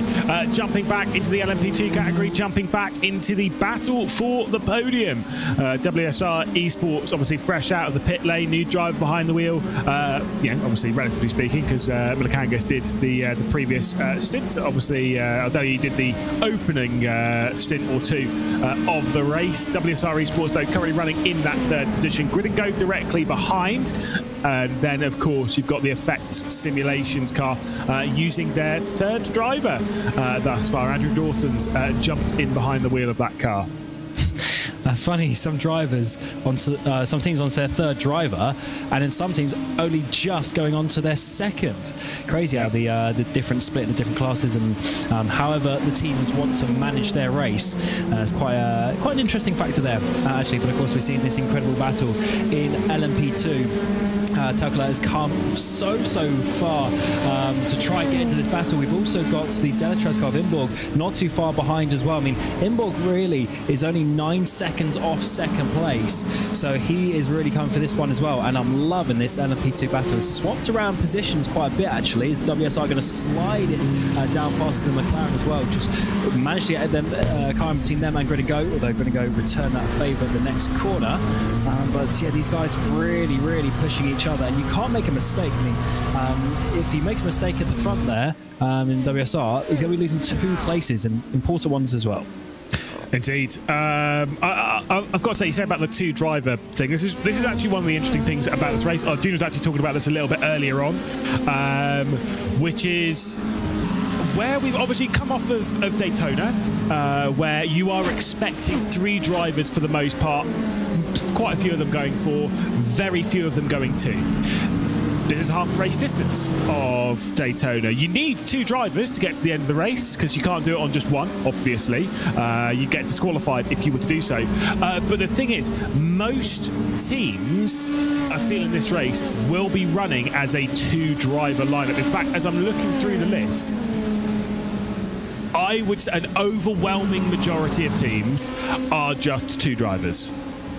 Yeah, that's a fair point. I think 3 is still the sweet spot in terms of overall performance. Although, having said that, these drivers, they're so good and they're so dialed in nowadays that they're probably okay with it. But I just find 3's always good, because in terms of fatigue, if let's say you're just working on double stints, so the first driver does a double stint, they get out of the car, they then have 4 stints before they have to get back in. So it's quite a nice time that they can rest. And then if one of those drivers ends up turning that into a double stint themselves out on the track, then you can have 6 stints before you get back in, and then you actually get some nice rest throughout the race. But with 2, you're kind of constantly having to sit at your PC waiting to get back in the car. Yeah, but then I guess also one of the things the modern sim racing world is having race engineers that obviously look over data and stuff with drivers and teams and understand that a little bit more, which means that you as a driver, when you're out of the car, you don't then have to think about being the race engineer. You can kind of step aside, which is why, again, of the top of the GTP categories, for example, Drago Racing, they only have Attic Alpin and Alexander Spetz behind the wheel. The Williams Sim Racing Chill Blast car is only Matt Farrow and Jaden Munoz. Of course, the Scooter Rough HB Esports team, that's just Michele Costantini and Nicholas Boyd, because you've got those race engineers. Obviously, in Williams, you've got Mike Parrington, who's, I believe, running the that Chill Blast car there. Ferrari, you've got Antonio Nitzpon, of course, who's running things for the Scuderia Ferrari HB Esports team. Having those race engineers take that strain means that when you get out of the car, you can breathe. And so that's why I think 3 maybe is the sweet spot. But having done 12-hour races as just a 2-driver entry, I think 2's good. 2 is solid, especially if you're both on the same page, driving a similar setup and you're both comfortable with that. Yeah, I agree on that. And of course, if it was a bad idea, there wouldn't be 90% of the field with 2 drivers. So it certainly can work. And I think you're right about the engineer as well. And it's so nice, by the way, hearing Mike Partington's name, because I've known him since 2016. Of course, I don't really speak to him so much now, but since 2016 I've known him. He's still around, so that's very nice to see. And the fact that, yeah, the drivers, they can get out of the car and just go and chill and then not have to feed information to their fellow drivers. Because I'm sure, Lewis, you remember this back in the day, when we started, the team would be the 2 or 3 drivers in the race. Like that would just be you and your mates. So whoever wasn't driving was the engineer. But the fact you can have a separate person is very, very important. Not that you have to do loads of work, but just the fact of being there and giving the information when needed. Yeah, and that's why I don't take part in too many iRacing special events, because I was saying this in chat a little bit earlier on. There's 2 requirements to this race. Number 1 is C license in sports cars, and number 2 is friends. I've got a C license. We're lacking in the other department. That's unreal. That's a good one. Yeah, indeed. Looking at the GTDs, of course, we've got the session car at the moment going on the attack second of their cars. Tamas Simon behind the wheel at the moment, going on the attack of Yana Koch in the Grid and Go car. The Zenith eSports car is not too far ahead, but is not for position. That McLaren, I think, a lap down on this grouping, so it is just a fight here in category between these two, which is saying that they've got a bit of traffic up ahead to deal with. Yes, it definitely is, because we've got the 004 just in front of us on the screen, but then there's 6-7 seconds to the next car, which is another Grid and Go car, the 006 as well. So that car is obviously only about a second up the road. So that is, I think Giselle is a McLaren who's a lap down, so not too much to worry about thus far. But of course, these teams, how far are we off the lead? So we're 53 seconds off the lead. So we are almost half a lap. It's about 2 minutes lap for the GT cars, so it is about almost half a lap, which is not the most ideal situation. And we do have a car just behind as well. That must be a lap car trying to unlap himself. Is it? I think it might be Fiercely Forward Pink, is it not? Oh, sorry, we swapped the. Yeah, I was getting confused. We swapped the the camera around. Oh no, I think no, you're right. No, it's fine. That's don't worry. We're both just losing our minds. It's okay. Easy done. That is the Academy car. There's 2 laps down.